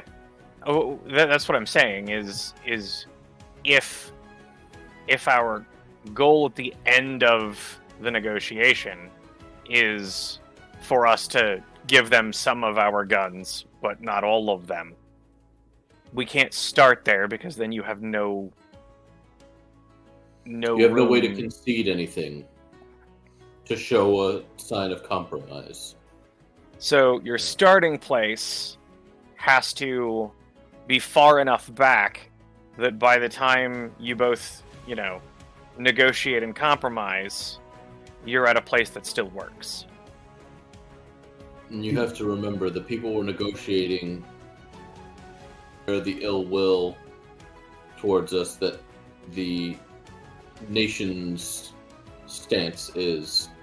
So as long as they can come out appearing to have gotten concessions from us, that is likely the best route for this peace treaty.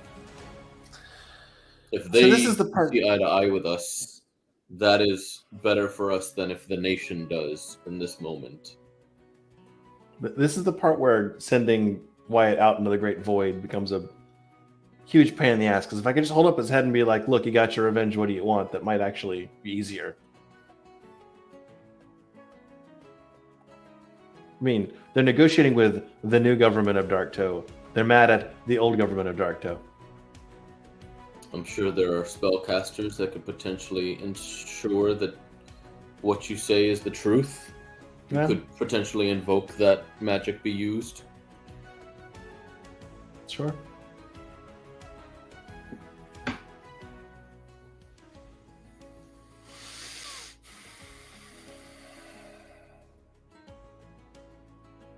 All right. Well, if that's all the cards we have. That's all the cards we have.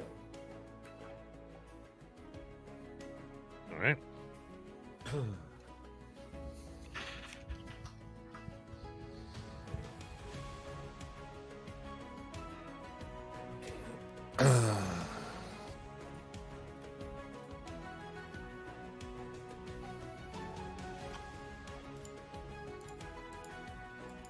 Sounds good.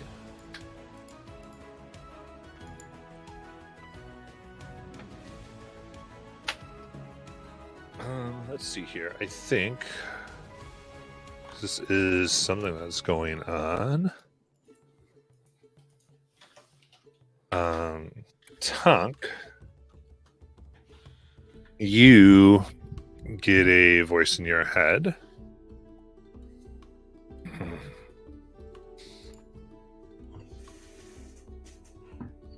I really hope this is the Tunk that of Wild Bloom, the one that's taken over Darktoe with people. This is Takal. So, just for clarification's sake, am I getting the impression that this is message where like they get their 25 words, then I get my 25 words, or is this somehow back and forth communication? This is sending. Okay. There's 25 words, 25 words. Yeah.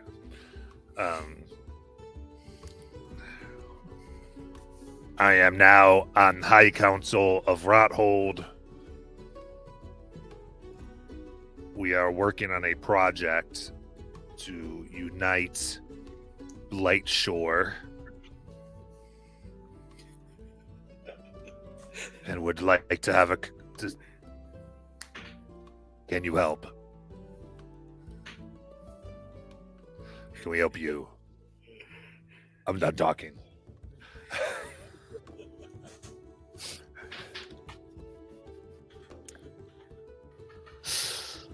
Oh, this dude's awkward enough that I just want to screw with him a little bit, but I'm not actually gonna have him waste his fucking sending. As fun as that would be. You remember who Tekel is, right? I don't. The So you've met Tekel. number 5 silver. That he had the 5 silver table where we got the sort of warning that like basically all his stuff was broken, but he just sold it for 5 silver. Oh god, that's what? This is a guy who's contacting you. Oh god. Tell the crazy knoll that we got our semi-magic items from. The one that Mal Hey, used forever. they're fully magical. They're just not. They don't You quite know, work the way great. you thought they were going to. Oh no, it worked exactly how I wanted it. I expected it to. You bought your little like 2-inch bag of holding waist belt pouch from him. That I think that is exactly what we wanted from him. This is the kind of guy that sells used seat belts and fire extinguishers. Okay, let's. All right.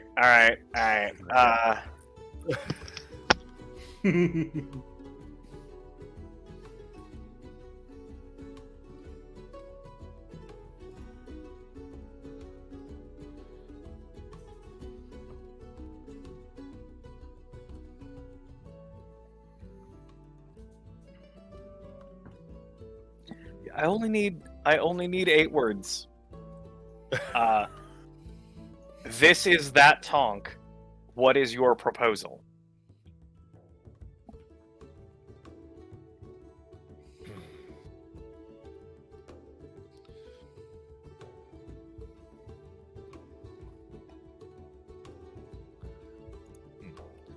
Previously, the Reverie ruled Rothold. We have exited all that remains of them.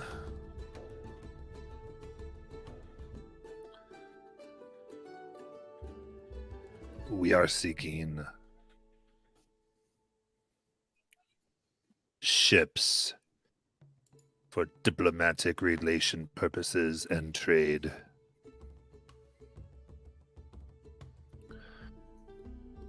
We have unique products that can be sold and traded, and many things in development.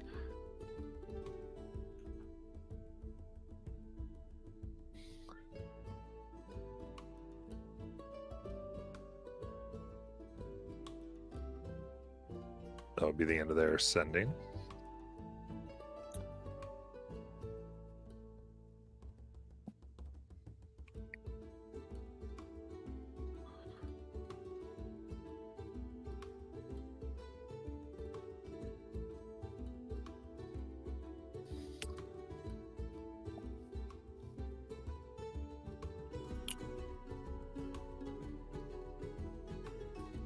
I don't even really feel like I need to run this by anybody because this is already exactly what Philba said that she wanted.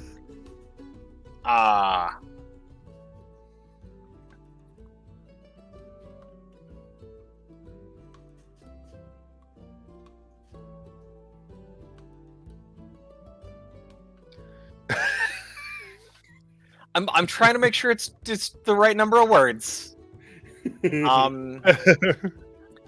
we're interested in moving your cargo. Currently negotiating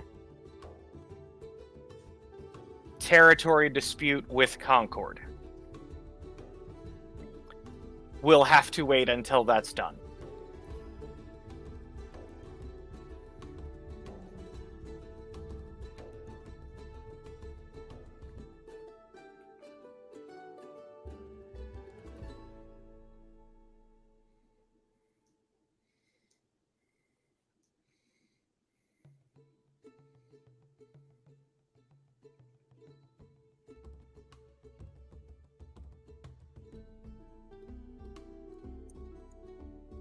Again.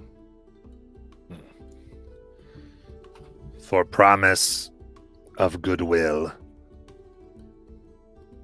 we can put pressure on Cerberus Assembly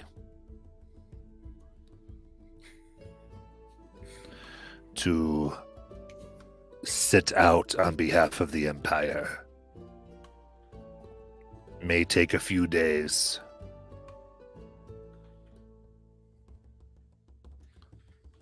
Would need your word.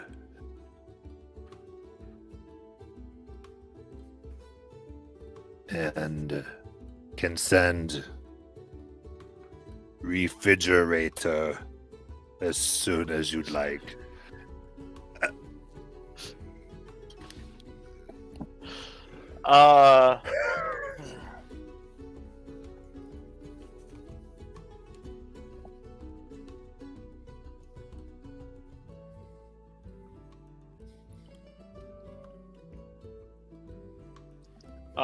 You have my word on good relations. Fuck the assembly.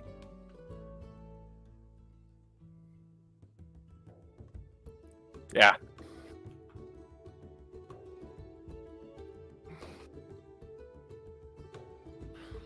Then there's one more.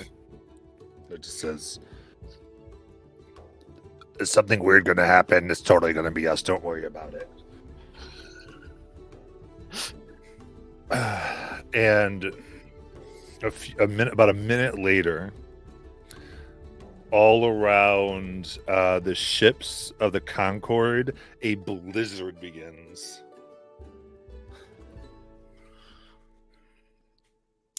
Mal, don't worry, that's friends. What? This You have lasts about friends that are 10 wizards? minutes.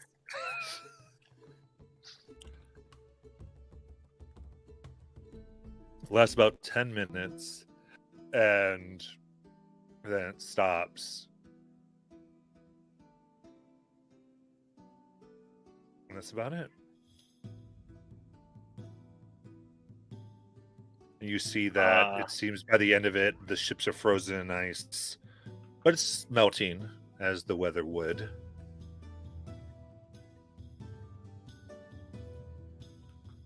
Probably just a flex. That was a flex. Who was flexing? Why? What? Yes, who is flexing? Rothold was flexing. That, Wait, they're still around? that didn't get, like, wiped vermin-infested out? town that we stopped at once. So it turns out, with the revelry, in shambles, they booted out all of the rest of the folks loyal to Wyatt, and they need new trading partners. They need new ships, and that's exactly what Thola and y'all saying that the new the new reveries about. So And I they assume they're going to want preferential terms, right? They don't want to deal with the Concord because the Concord. They don't want to deal with the Empire because the Empire. Yes, I said that we would be starting out on beneficial terms. Okay. Now, I mean, if they're just fucking dicks, they're fucking dicks. But Sure. you know, Who on Exandria could have possibly ousted all of Wyatt's loyalists? Let alone in Rothold of all places? I don't know. The person who messaged me was not the person I would expect to either.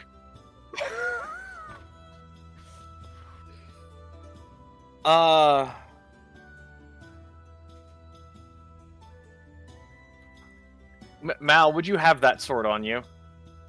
I have it right here. Why? You think it's like some kind of weird listening device or something? No. That was sort of out of character. Would Yeah. you have the sword Yes. of warning on you? Yes. The, As dumb as it is, it's still on me.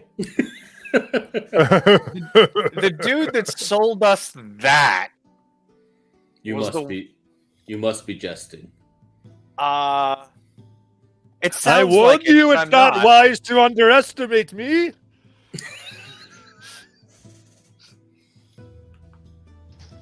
So you're Best telling me that purchase ever. that scruffy little nerf herder. The knoll that sold broken items is the one who Well- contacted you about making a trade contract. He didn't only sell broken items. That was the cheap table that we bought the shit from. He only had the 2 tables.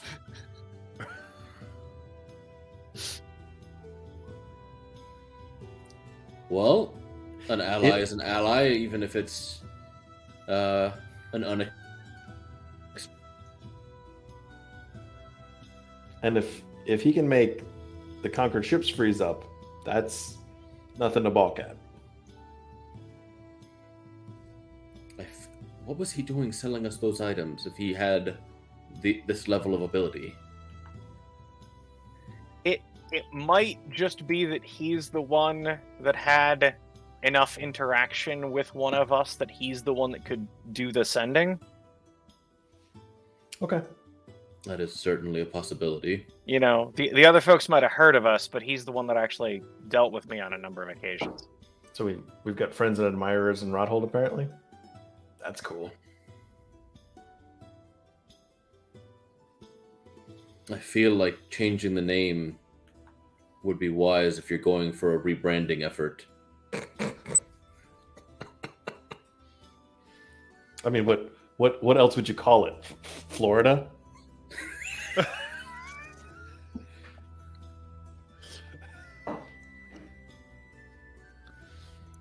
I don't know what a Florida is, but It's something about a flower. I read it somewhere on the back of a postcard. I was in the crapper. Enough said. well, Okay. It's impressive.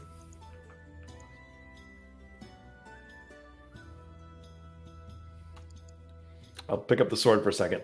If you can hear me, that was crazy, but impressive. Put it back. I'm not sure that's how that. All right. At this point, you guys can tell me that's exactly how that works. I would accept it. Make a perception check when you hold up the sword. God. Drum roll, please. That is a 13. Okay, continue. Mm-hmm.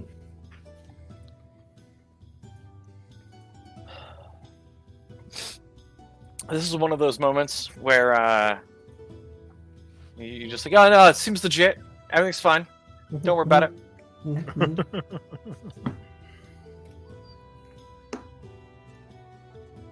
All right. So, when do you want to set the dates with the Concord to begin? They're going to want to do it on the water and all such things, but I mean, we're as prepped as we're going to be, and the more of their ships that show up, the more it might feel the pressures going that direction. I would say relatively quickly after our little ice display would be great. So days, maybe a week at most. okay.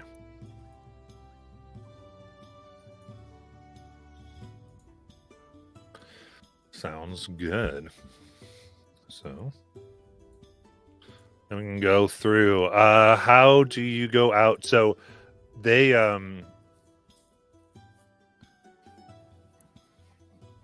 as essentially what is put out is a raft on barrels that would hold everybody and would kind of people would negotiate in plain view. You're informed things like protection against scrying and those type of things that are going to be put on there. Fairly standard, and representatives are going to be sent to there to have their discussions. And there's going to be some magic to disguise. Like, people can't just read lips either. There'll be vision obscuring things. So what entourage are you taking? Let's see. At least me and Jajal to soften things up. Tonk, do you mind attending? If you want me there, I can be there, or I can very obviously wave at you from the cannons. Cannons is probably the smarter idea. You still have your fireworks display ready to go, right? Yeah. No, that'll be when, whenever we tell them what the date is, and everybody's getting ready the night before. That's when the fireworks display will be. Okay. So you're gonna do the day before. Okay, that works. Philip, do you have any interest in accompanying me as another representative of the old families?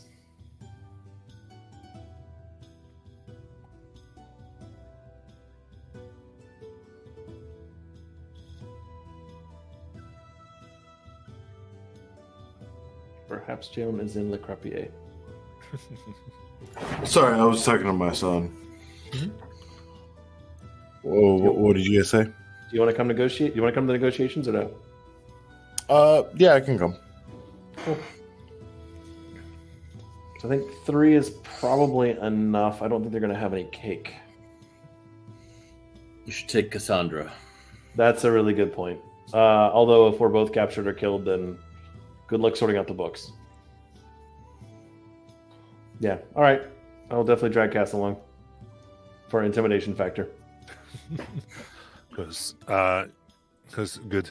I will begin meeting with the families to get a good idea of what we might be dealing with coming back. Meaning if they decide to pick the fight? More, I will be able to, she pats her head, let you know if I feel what they might easily accept or not. Okay. That would be fantastic. And I do think it's probably worth doing a final trip across the major families and just checking in and seeing how they're feeling, how they're doing, if everything's okay, if the blockade's just completely decimating their finances, like providing them some assurance this is almost over and we're about to go into the final negotiations probably is a good statesman-like, craftsman-like sort of thing to do before we go to the final showdown. Yeah. I think with that, at this point, there's some of the stuff you heard before you think is still going on. Like, there's still the people trying to say that this is the ship, and the sentiment against your rule and what you're trying to do is not as tolerated, but it is still there. Okay. Has the rumor of us picking up Haynes' kids actually gotten around yet? Yes, and that has gone over well.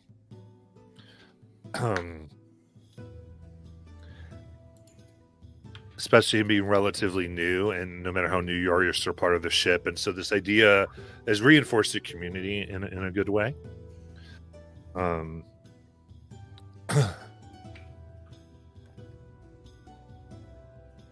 in fact,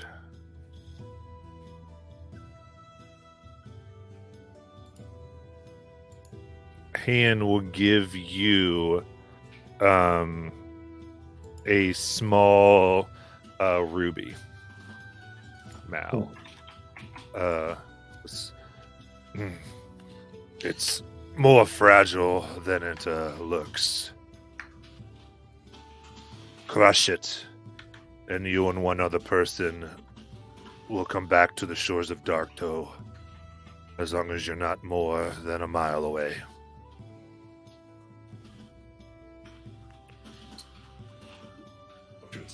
Do you think it's gonna be necessary? If you don't want it, I'll keep it.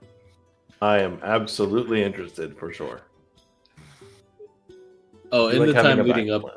up to that, I would have made sure that the obsidian statue and the herbs that Royden collected were delivered to my dad. Okay. No, it's. Thank you.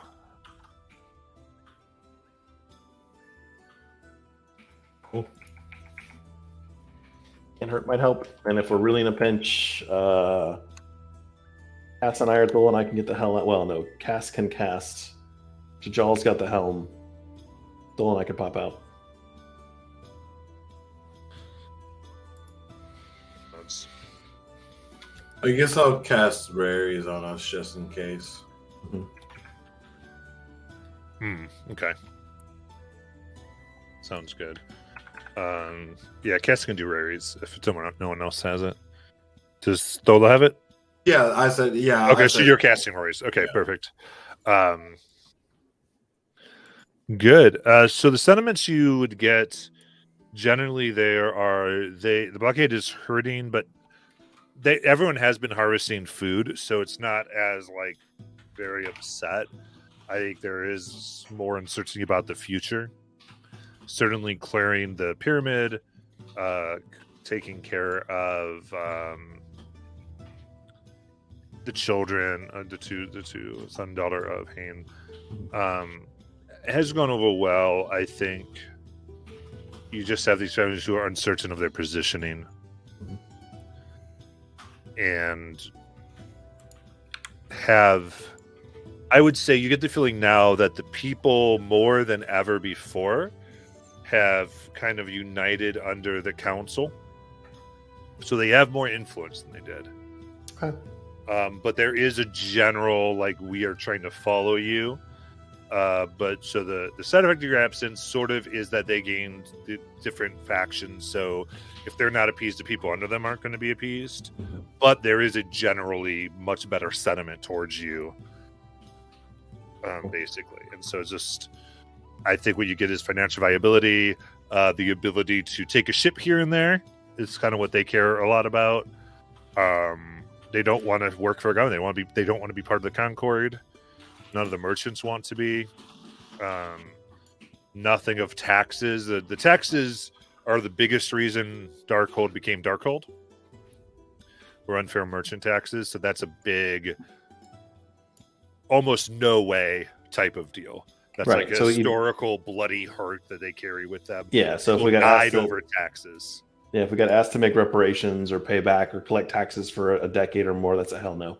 Yeah, I would say that's probably the biggest thing you get from them. They won't give a cent. And therefore, handing over things are not going to be the greatest deal, but you might be able to worry about it, like as far as the weapons and stuff. But there's definitely a limit to that. Right, and after some period of time, assuming the blockade is lifted and the freedom is restored, and we're financially viable enough to be trading well, we can always rebuild the coffers and rebuild the weapons later. That's a much longer play. I don't think people are short-sighted enough not to see that option. Yeah, depending on what it is. I think just you'd have to. Whenever it's talking about giving something, you want to be careful. It's kind of what you get from that, because there is that emotional pain and hurt that is still passed down from generations, I would say. So yeah. All right, then you make your way on this place. And I would say too, I know some characters are involved here. If there's anything that, feel free to kind of go, this is what I did that I think might have helped out. I'm cool with some flashbacks here, because I want everyone as involved as they possibly can be. So if you kind of come with an interesting idea, let's cut to that to play together. Well, we all want to play, basically, is what I'm trying to say. So, all right. Damn, I should really bring cake for real. All right. So one interesting thing is the day of Idak moves his shell within 500 feet of this area. But doesn't arise other than that. And allows a tentacle from a kraken to sort of be around there as well to make their point. And Steve does stand on this tentacle. Oh, we love Steve. Sexy Steve. Gathered here, of course, is your coterie. Arriving, an airship has made its way by this point and hovers above simply to have two people disembark. You see a what some of you would recognize as a ladrin, a very fey-featured elf, come down in very muted green clothes. You see a glass jar necklace of a jar that's probably 3 inches wide that he has out, and a long cloak of red and green as he climbs down, along with a gentleman that you met before, a director of trade of Marquette. Both climb down and have a seat at this large table that's in the center of this. Coming from the ship by longboat is the admiral that you have been dealing with, for the most part, as well as another Concordian official who has not introduced himself as of yet. Arriving by flying rowboat is two members with the three-headed symbol of the Cerberus on their robes of deep purple and red as they disembark as well. Their boat stays about 200 feet back in the Cerberus assembly.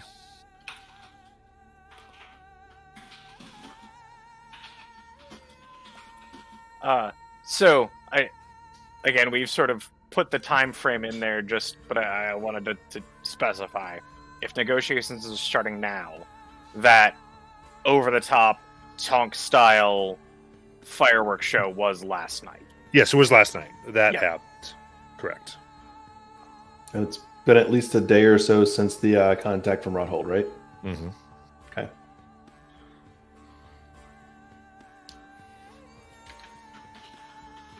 You see,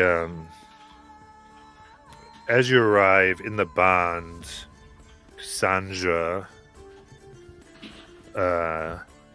simply say, those are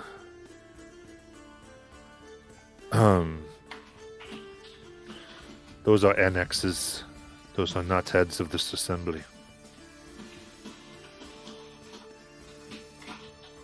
Meaning they're junior? Or specially appointed for a task. Okay. But they will have their authority and what they are to do already made up for them.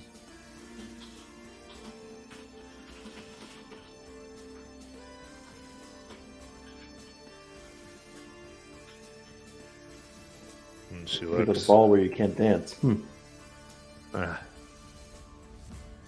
careful. And she'll go. They are modified. She actually, she looks. I'll go. One of them is special forces.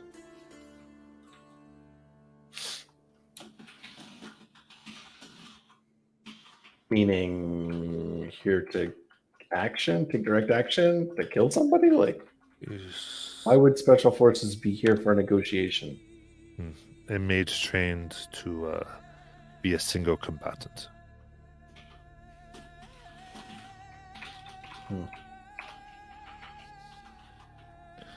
That's odd. I will be keeping my eye on them.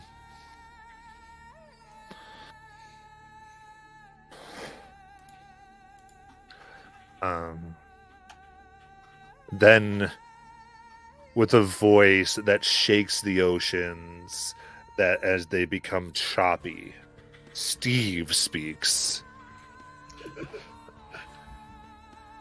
As it echoes, as he speaks in the voices of 1,000 krakens, all echoing at once through the heads of all involved. Negotiations will begin. The representatives are here. The independent flotilla of IDOC watches and demands you to be forthright or face his wrath.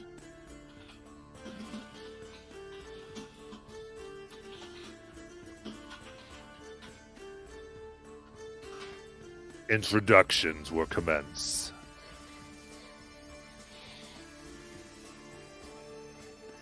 And then you're watching, Steve almost smiles because he just thinks it's hilarious. But We love Steve. Steve is having fun. All right.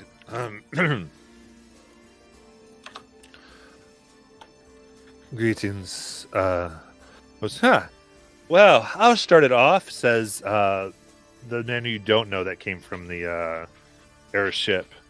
My name is Bia10, and I am here representing the Elfsarian Union's captains. I am Admiral of all ships, warfare, and trade of Marquette.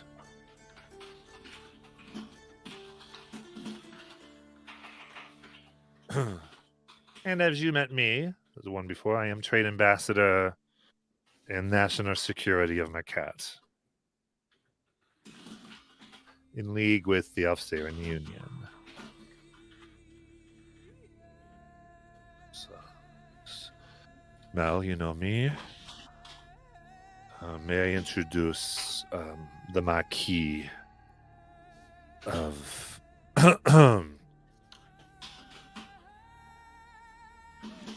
Sorry, I got... May I introduce to you the Marquis...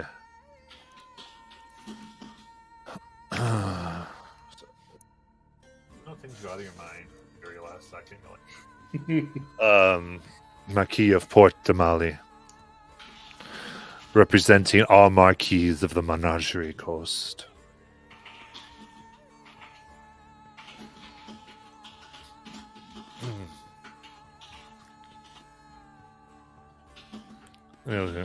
The other two from the Cerberus speak. I am Ferris, and this is Talos. We represent the Empire. We are annexes of the Cerberus Assembly, here to negotiate and make clear where support shall be.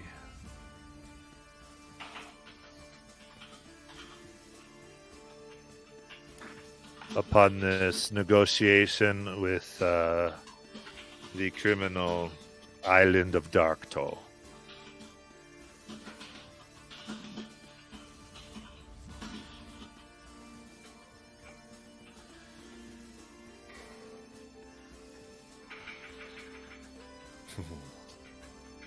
As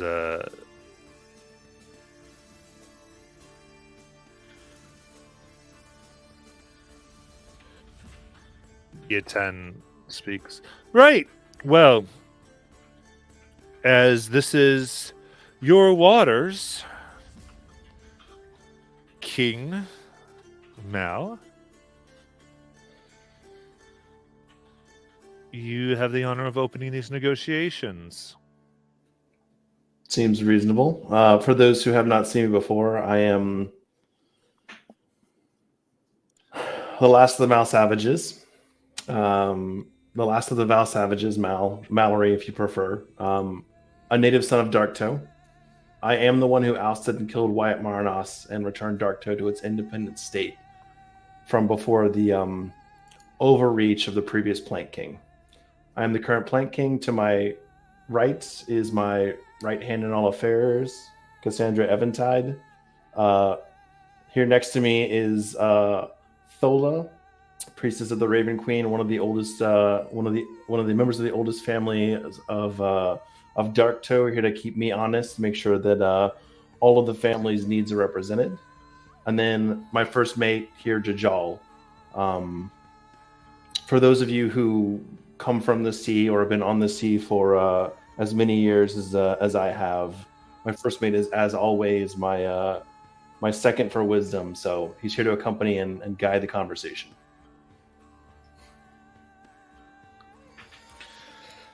So I want to open by just saying that it should be clear to all of you that Wyatt's overreach was regrettable, unfortunate, unnecessary, and caused a lot of damage and harm. At the same time, you're not negotiating with the old Darktoe.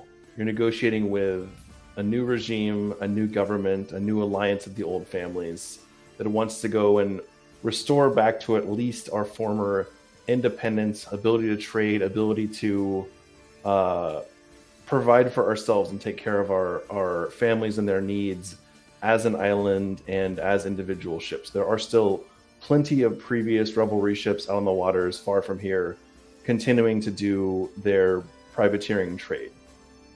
And we have plenty of allies and ports that would like to continue to make us prosperous, perhaps you prosperous, and continue the trade routes and general profitability of sailing the high seas these days. My first interest and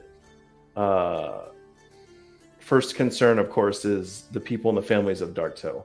They are non-negotiable. People are non-negotiable. I am curious to know what your positions are to make sure we can all have a peaceful, helpful, and mutually beneficial high seas going forward.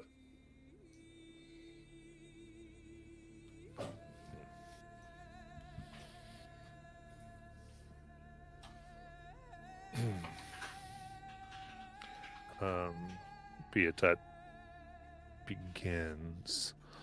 She goes, well, now. Certainly.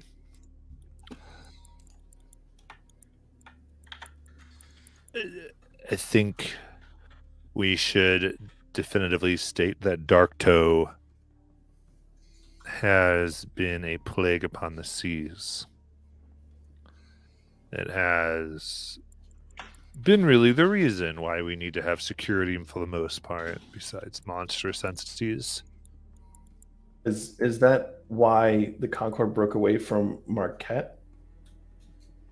It seems like when any empire gets large enough, it becomes unsustainable, unmaintainable, and some need for independence is always going to come into play. For example, Darktoe's original reason for separating was purely just taxes, independence, and control. It may have grown into began raiding other ships, which Marquette has not. And Marquette's part of the Concord is not Marquette's plan, always for the Menagerie Coast and the Concord, was that they become independent, and it was simply a natural outgrowth of that as they absorbed the Kinau. So, could not Darktoe see similar terms? Independence, as long as no further attacks are made on your flagged ships? Suppose we're negotiating currently.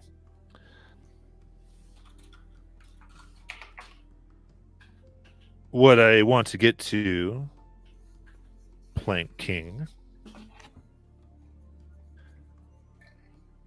is The agreement of these three entities is that any terms must be accepted with 2 of 3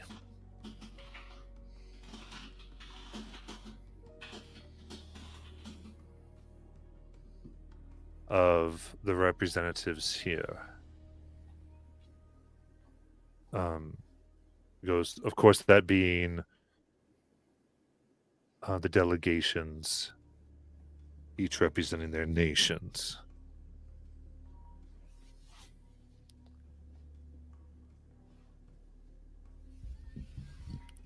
And thusly, if more than 2 do not wish to accept the brunt of what we, or the whole of what we come to, then there is no accord.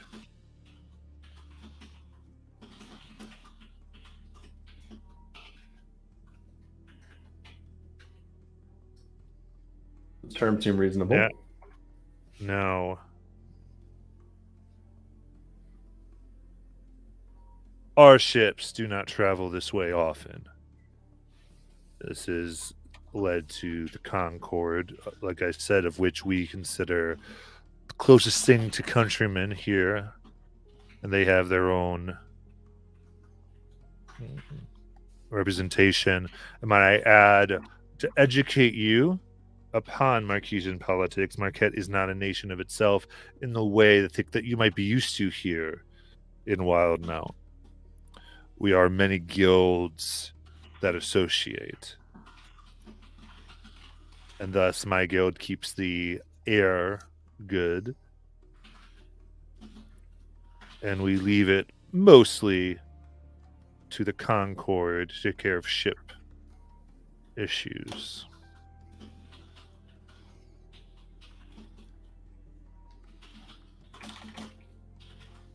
Thola, you can make a perception check. Sure.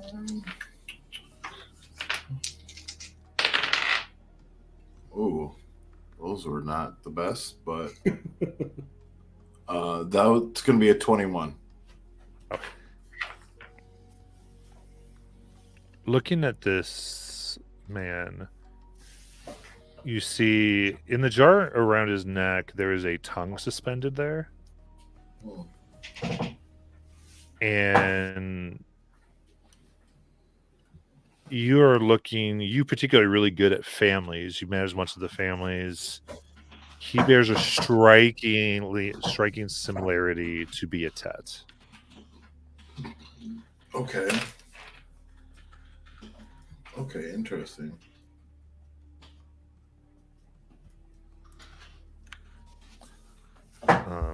Admiral, speak to this point. Now, before I give way to the Marquis, I do want to say that as far as the Wild Bloom, whose crew is mostly represented here, though they have since had upgrades, let's say, in their duties, they were key to us destroying the larger threat of the Prank King.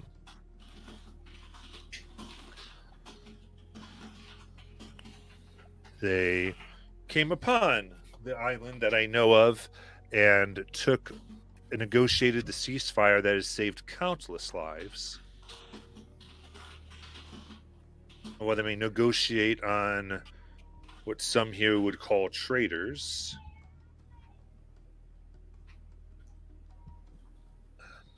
they kept their word.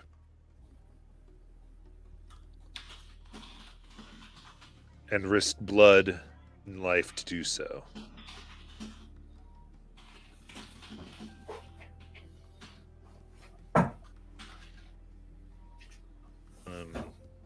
But this the trade officer from Marquette will talk as we go. And defense. Right. The people, fine. No one here wishes to be slavers. Plus, I believe history has said that these types of things have had problems. However, we must insist on a disarmament of Darktoe entirely. If we were to disarm, given the significant blockade around us, what would leave us? How would we not make the assumption that as soon as we turned over our weapons, we would immediately be invaded? You have a turtle, don't you?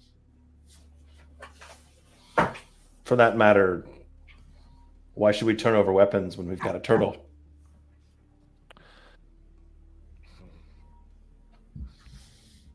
Some concessions are necessary, absolutely, but a completely helpless Darktoe is not going to be an option.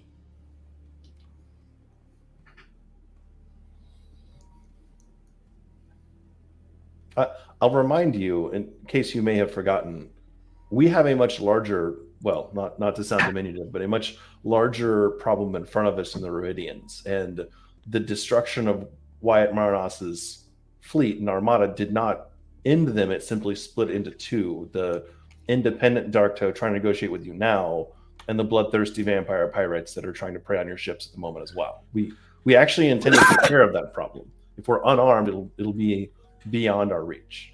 And we'll probably die in the process, which may benefit you, it may not. But if you truly want the Ruidian Scourge eliminated, and we certainly do, that is one of our prime objectives, you're going to have to leave us with some weapons in order to fulfill that task. They are the bigger concern.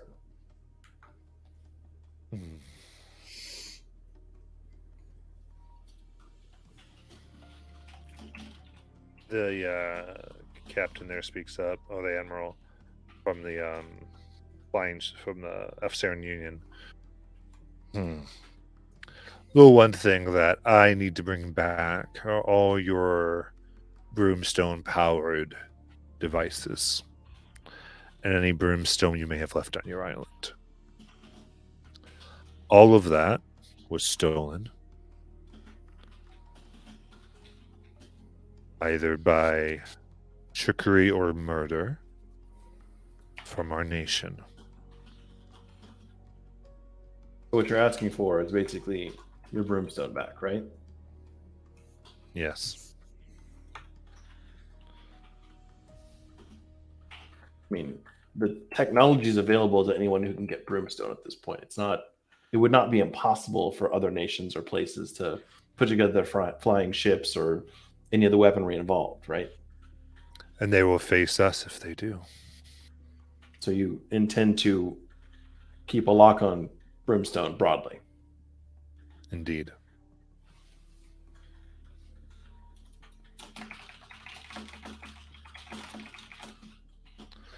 Worth considering.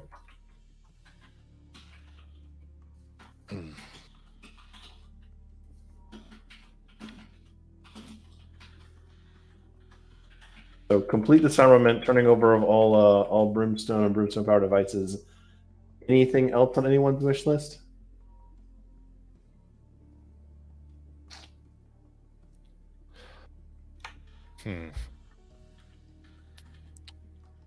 I am empowered by the Marquise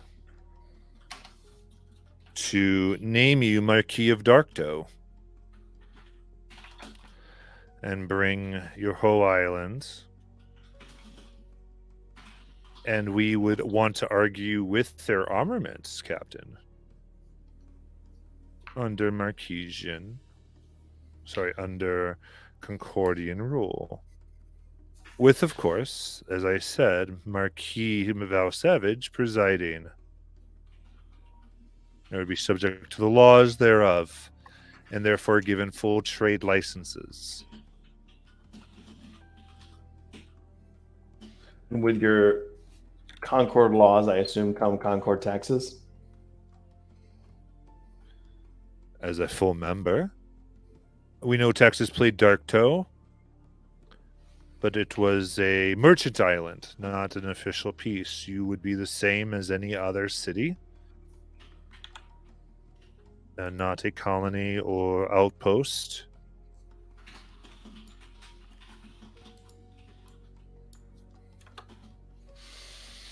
What are the advantages of losing our independence? Talk me into it a little bit. What is the upside to joining the Concord versus just remaining an independent port?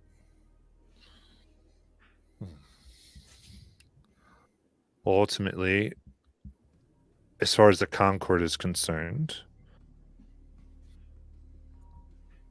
we are prepared for all charges against all who currently reside on Darktoe and who you'd like to bring in within a certain time frame that we can negotiate would receive full pardons. And we would seek Marquettes and Dundalians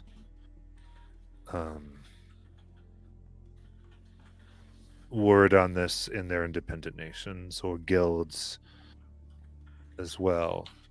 So this would extend. They'd no longer be running from the law. No need to hide themselves, at least from official channels.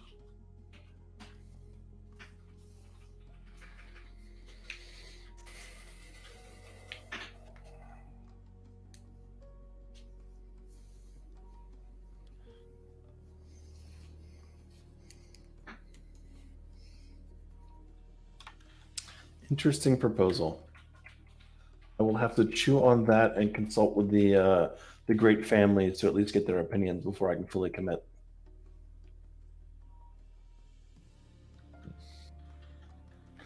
Even if this would happen, we must still insist on Broomstone being returned.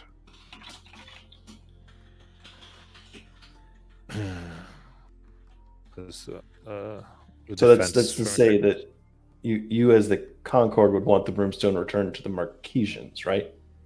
The Marquesian captain says this. Marquesian. Okay. Pietat of the Marquesians still insists that it come back. And their defense secretary, Marquette, essentially, will say we may be able to go back to just simply those arcane cannons, save what is necessary for island defense. I mean, from my perspective, they're all necessary for island defense. It's one of the only things that kept you guys from actually landing here. I think it's a bit much. Kind of like them. At least go down from 50 to 75%. You're saying a reduction of 50% of the cannons? At least. It's not a small island, and line of sight is a problem. We could see some reduction, but fundamentally, this technology is available to anyone who has the know-how, right? There's nothing particularly unique about these cannons. They could be mounted. I've seen them mounted on ships as well. If these are such a scourge, then they're less dangerous permanently mounted to a fort or a fixed place where no one has this concentration. Your former king, if he is indeed former, has grabbed the best minds in Exandria and armed himself to the teeth in such. He has accomplished what no nation has in terms of these cannons. They need to be confiscated and either destroyed or redistributed. I do not see anyone at this table destroying them.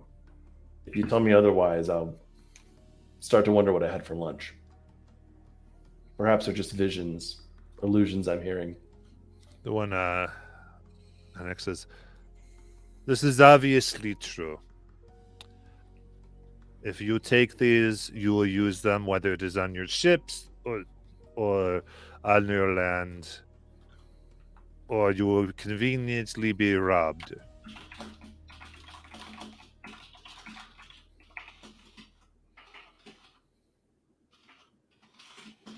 The difference is this though: if they are permanently mounted in defensive positions here, the theft of them, the disappearance of them, is an affront to not just the planking but the island. These are the things we would need to defend ourselves against, the likes of you and others. The probability we decide to start mounting them on ships and chasing anyone's fleet around the islands is extremely low. I can at least guarantee that our emplacements will be defensive and permanent, and not used for offensive purposes across the seas. Captain speaks from Beatet. Are you countering then that arcane cannons will not be permitted upon your ships? Right, out only of character on off the top of my your head, have I seen these mounted on our ship so far, or just PK stuff? just kind of PKs. You've not seen my other ship. Right, be a 10. Be a 10. I can commit to not commissioning or allowing them to be ship mounted as long as I sit in the chair as a compromise for reduction. But I cannot guarantee that others won't mount them. To your point about things, going missing or mysteriously getting stolen, I can speak for this island. I can't speak for what's off this island. If the Iridians have the technology and are already doing it, you can expect it any day now. We would be talking of those flying under your flag. Those flying your flag. If you're interested in suppressing the technology, not that you could ever forestall it forever, but at least delaying the inevitable, I can say that I would be willing to agree to no ships flying our flag having these ship-mounted cannons. But that would be negotiable in the future if we found, for example, Marquette or the Concorde or any number of other parties had suddenly changed their mind about the same. The Empire would like to put forth that it supports a ban on ship-mounted arcane cannons among all nations to be enforced, and any ship bearing an arcane cannon be considered criminal to any of these parties.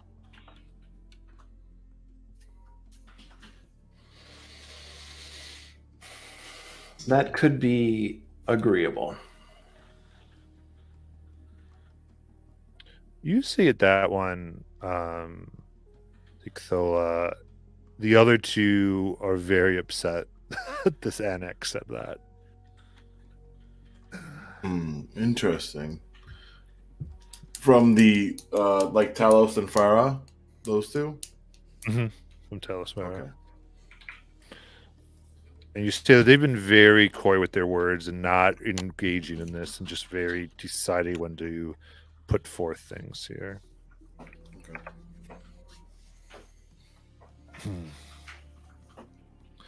So, the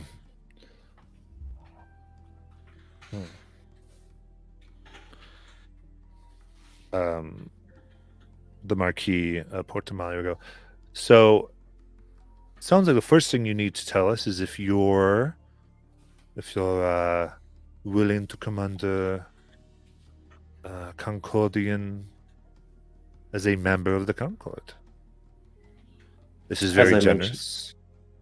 It is very generous, and as I mentioned, I could not take that particular step without consulting with the old families, but I do believe their general opinion would be preference towards freedom and independence and taking care of themselves.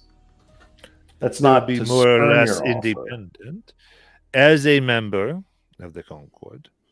If you wish to not have Concord ships and the benefits that are of, that would be, or any outside Concord ships that you do not, that are not from your province, that would be your you would simply renounce that.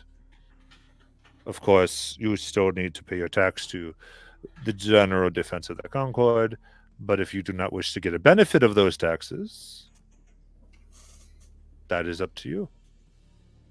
I think we have proven more than once our ability to take care of ourselves. I think the benefit of joining the Concord broadly may not be outweighed by its cost in the minds of the old families. So I would at least want to have the discussion amongst them and solicit their opinions. And Pharaoh will say, then may I motion adjournment. So we say till after lunch. So this king may consult with those he claims to rule. After lunch it is. Apparently, less centralized forms of government haven't quite made their way onto certain continents. Fascinating. And what was the Marquette or the Port de Mali again? Because Bieten was the Admiral trade, right? There was another one that I'm missing. Yep, Bieten from Marquette. There's also a trade ambassador from from Porto Mali. That is Marquis Olesia Laputis. Oh.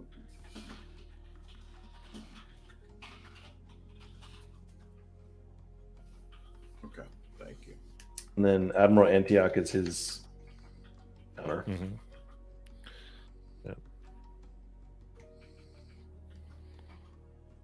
Right, certainly I appreciate the conversation and the offers. Let's adjourn until after lunch. Give me an hour or two to go talk to the old families and consult with them before I can fully commit to any particular path. Okay. They agree. And as a reminder, you are free to do whatever you want with all of these. I am just playing characters. Yep.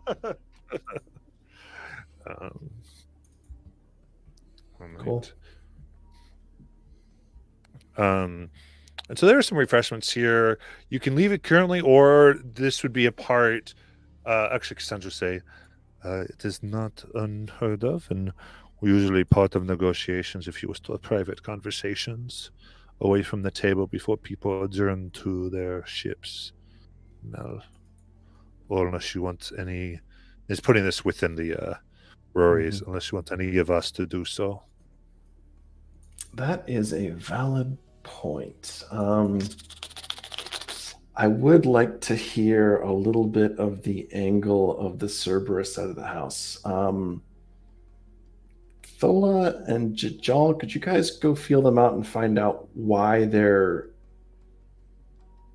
willing to make trades the others are not? Some sense of why they are interested in disarmament, but only to a point, and are so stuck on not having arcane cannons on ships. They're the ones that so like Mal, I would have. I realize I may not have actually done it as a player in our conversation, but in the whole aftermath of the blizzard, Tonk would have explained that Rothold said that they were going to push the assembly to not be dicks about this.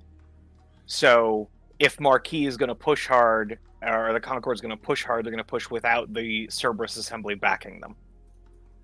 And we're fighting for 2 out of 3 fundamentally. So that's for the record. When you're like, why are they not? It's partly that. I'm also curious to know why we got lower emissaries instead of only rollers. By all means, still have those conversations. I just wanted to make sure that Thola, would you mind feeling out the assembly and trying to get a sense of what their hard lines are? Yes, I plan to see them and maybe even catch. I think for the purpose of this too, if any player just wants to be a random Darkto assembly person here, feel free if you just want to ask some questions. I just want to give everyone a chance to be as involved as possible. But they'll continue. Oh yeah. I will talk to them, and also the one Beaten. He reminds me of Beatet, the one that we briefly worked with on the island. With its Mora. Yes.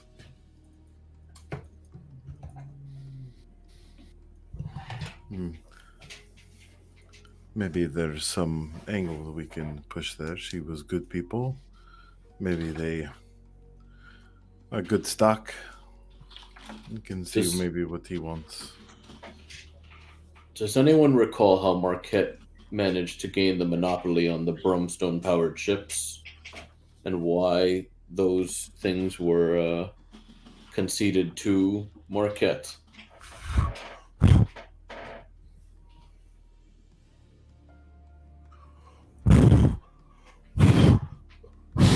Yes, Jalen?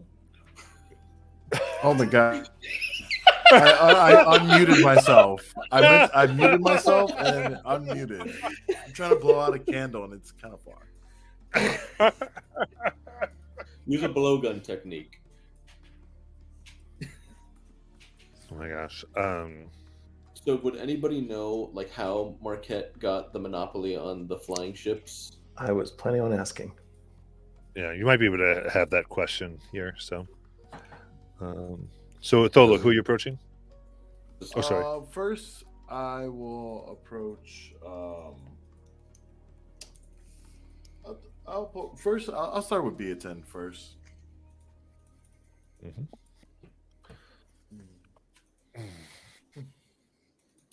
Yes, Thola, I've heard of you. I've heard of you from our who say through our watchers on our ships. You have been quite good at feeding everyone, huh?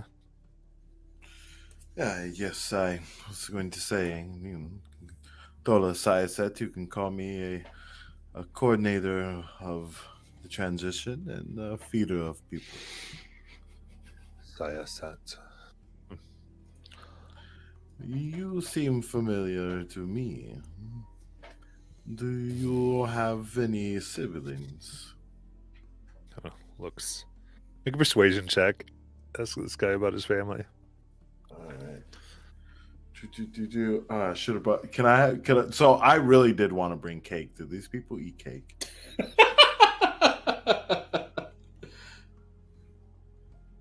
Let's So- eat cake. Here's the Who thing. doesn't eat cake? I'll say,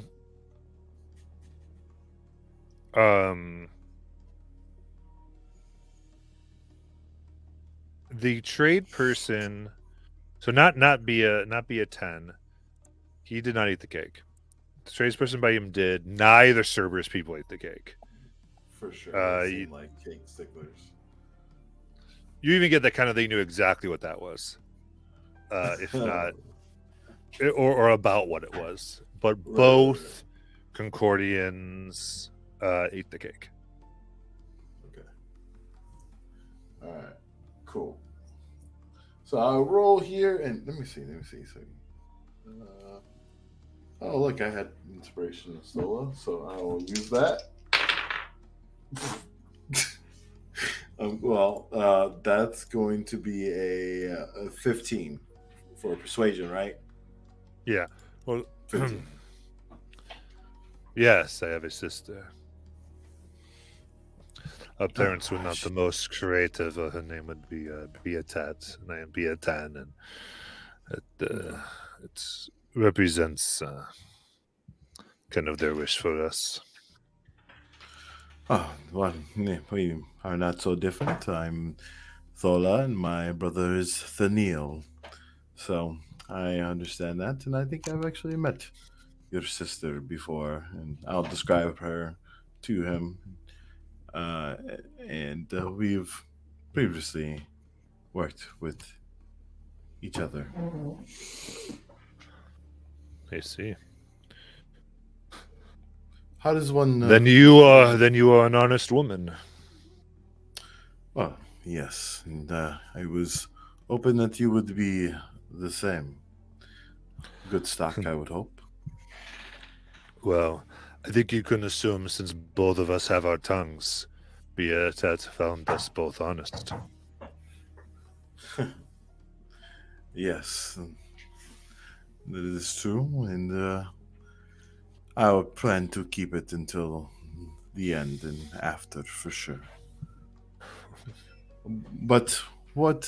How did you come into your role here, and what is it that you seek? Hmm. I am here representing the Southern Union and their interests. I chiefly take care of the defensive capabilities of our airships, and any ones who seek to leave the Union will make sure do not fly anymore. That is understood, and so I guess your people do understand what it means to hold on to something that makes you stand out, something that is yours. And of course, are reluctant Indeed. to give up. Of course, our cannons, and of course, we're willing to share that. And we should. Your cannons weren't yours. You're right, but they are. We made our ships. We own the technology. We understood how to use Brimstone. We created it. We will be in control of it. You kidnapped those with the know-how and forced them to create what you have. I believe that, as stated earlier, no one wants to be slavers. If someone on our island feels that they are being held against their will, we can do. Yes. I understand that course, let them exchange go. already happened, and it's So- fine. And you have shown yourselves this. What I am simply saying is that there's a difference in what you are talking about. There's one where we created what we have, and you took it. Right, and you shall have your brimstone for sure. But we do need to, of course, and we can all agree that they shouldn't be allowed on the ships. That would only make your job harder. And so would it for us. But as long as we cut back on what we have, I think we can come into an agreement. No, Hmm. but the only thing that I am worried is the people. I do not think that they would allow Concord rule or being under Concord in any way. We will see where we go if that is not amiable. I have to say I was not ready for them to give you that. But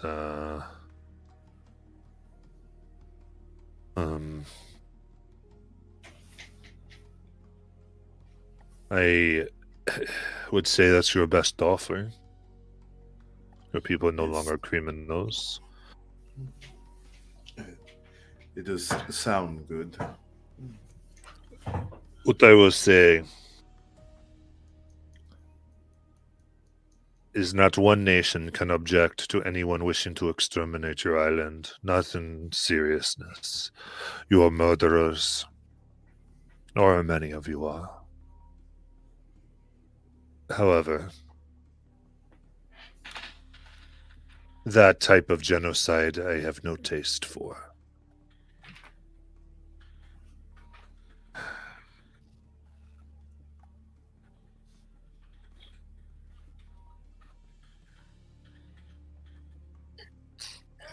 If my sister has had contact with you, and you seem to think of her favorably, I'll tell you this. My people, who I represent, the Afghan Union, likes trade. If you can bring a value that does not compete with ours or the rest of market, and ostensibly the Concord to a degree, then if you do end up not taking their deal, we may be able to talk. But the value is the language that the guilds care. What do we get for risking our diplomatic currency? That is understandable. We are, as you know, these ones that call themselves the Ruidians, or they are obviously something that we all need to get rid of, a parasite on this world. That, of course, I think we are at least the forefront of be-ridding. And we don't have much backing from, you, of course, or most of you. We are all on our own. But what we need to come to an agreement on, at least, is that we need to all come together and get rid of them. And in doing so, we might have access to places beyond Alexandria. That's could help expand trade. No, it's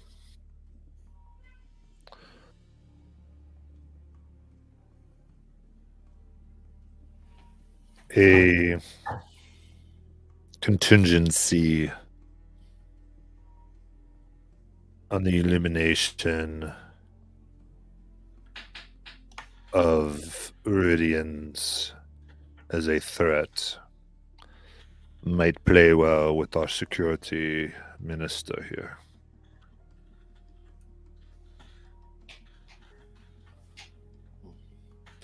They may I be think more it apt. It's definitely the utmost importance, especially if we want to mitigate the loss. They don't want anything but to rule over the entire world. And it's just going to be a problem.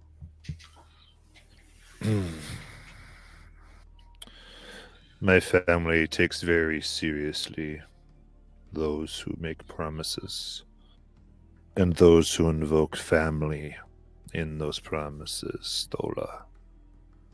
You've invoked my family. See that my will that you have earned that way is not thrown in my face.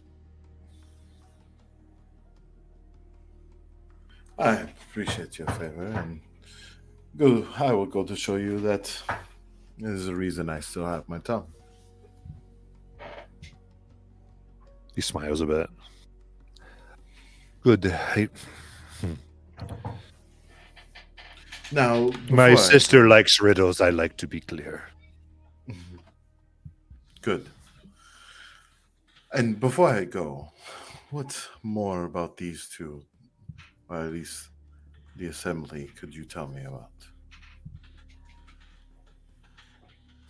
I do not know them.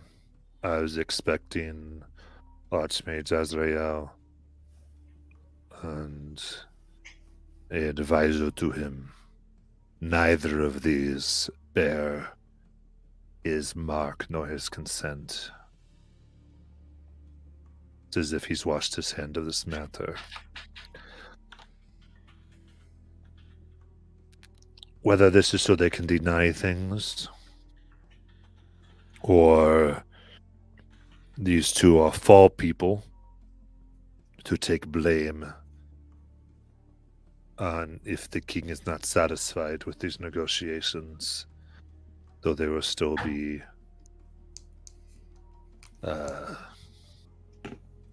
binding, I cannot say.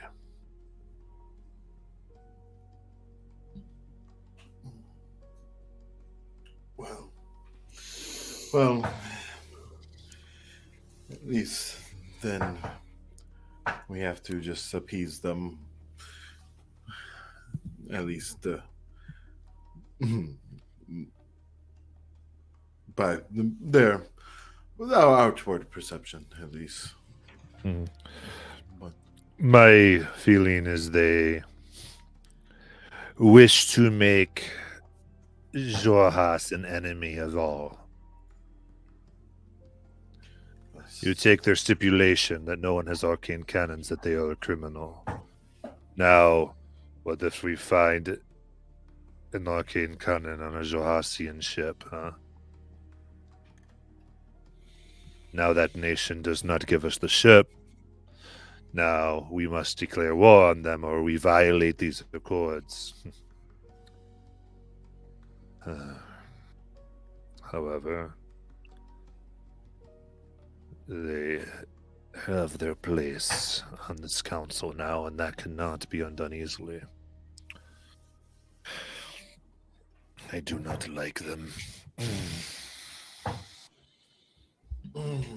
That is for sure. They seem to not like dessert, but He does not like them, Sam. He is. all right. So, well, I appreciate your time. Enjoy your refreshments. By the way, nice play with that cake. Thank you. They say, a way to a man's heart, right? It's through his belly. Or his mind. That is true. And she'll go and she'll go back to Mal and the group and kind of replay the conversation that she had and add to the fact that she talking to those two from the assembly, it's going to be like talking to two children whose parents let them stay out a little bit too long and gave them decisions on making the colors and paints for the rooms of the house. It's nothing that's going to stick with them, I don't think. Would we have been better off with Azrael? I mean, no, I don't think so. But at least, I think they're a little bit more malleable without even knowing, I guess. But I can talk to them and see, what they exactly know, if anything, play with their mind a little bit. But if I don't get anything, then I'm sure it would be a quick conversation. Interesting. Since you brought it up, if you're willing, of course they're going to be a little bit shy or suspicious around me. Could you approach the Marquis of Port Damali and ask him what exactly he's planning on doing about those flying ships the Rhodians have? I mean, if the plan is to split it in half and say Marquette controls the airways and the Concord controls the seaways, like they can't reasonably expect Marquette so far away to keep these Rhodian flying ships from attacking them. And the problem is that airships can attack water ships. Water ships can't really attack airships. Like they've got to have some concerns about that alliance. Well, that would be Beaten, right? That controls the. But it's the Concord that should be most worried because there's going to be no one to protect them from airships when the Rhodians attack. Because Marquette has control of all the airships. Right. Yeah, I don't remember how the initial contract between Marquette and the Empire came about. That Marquette would be the sole users of the Brumstone flying ships, and why they were outlawed. Yeah, we know basically the basic thing is that Marquesians invented it, and then so no one else has been able to make one. They viciously guard Broomstone, any sources they make sure they get. They tend not to do much else than that. And again, it's not so much Kishin, but it's the Alpha Union. They simply do this. And then the King Drendo simply did not want any airships to be able to fly over his kingdom, and has said that's not the case. And so that's sort of the only one that goes to Wildmount goes to Port Tamale. Gotcha.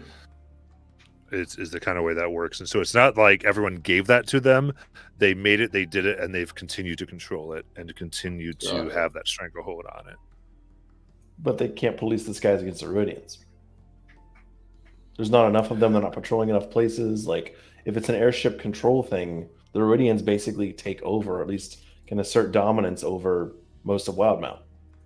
Right. So that's something you could bring up. I was just answering Jonathan's question. Yeah. Specifically.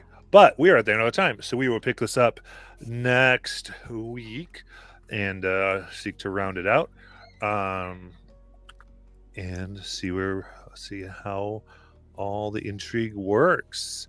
Those of you watching, thanks so much. Especially apparently barbers there who enjoy our beard evolution. And we will check you out. We'll see everybody next week. See you then. See ya.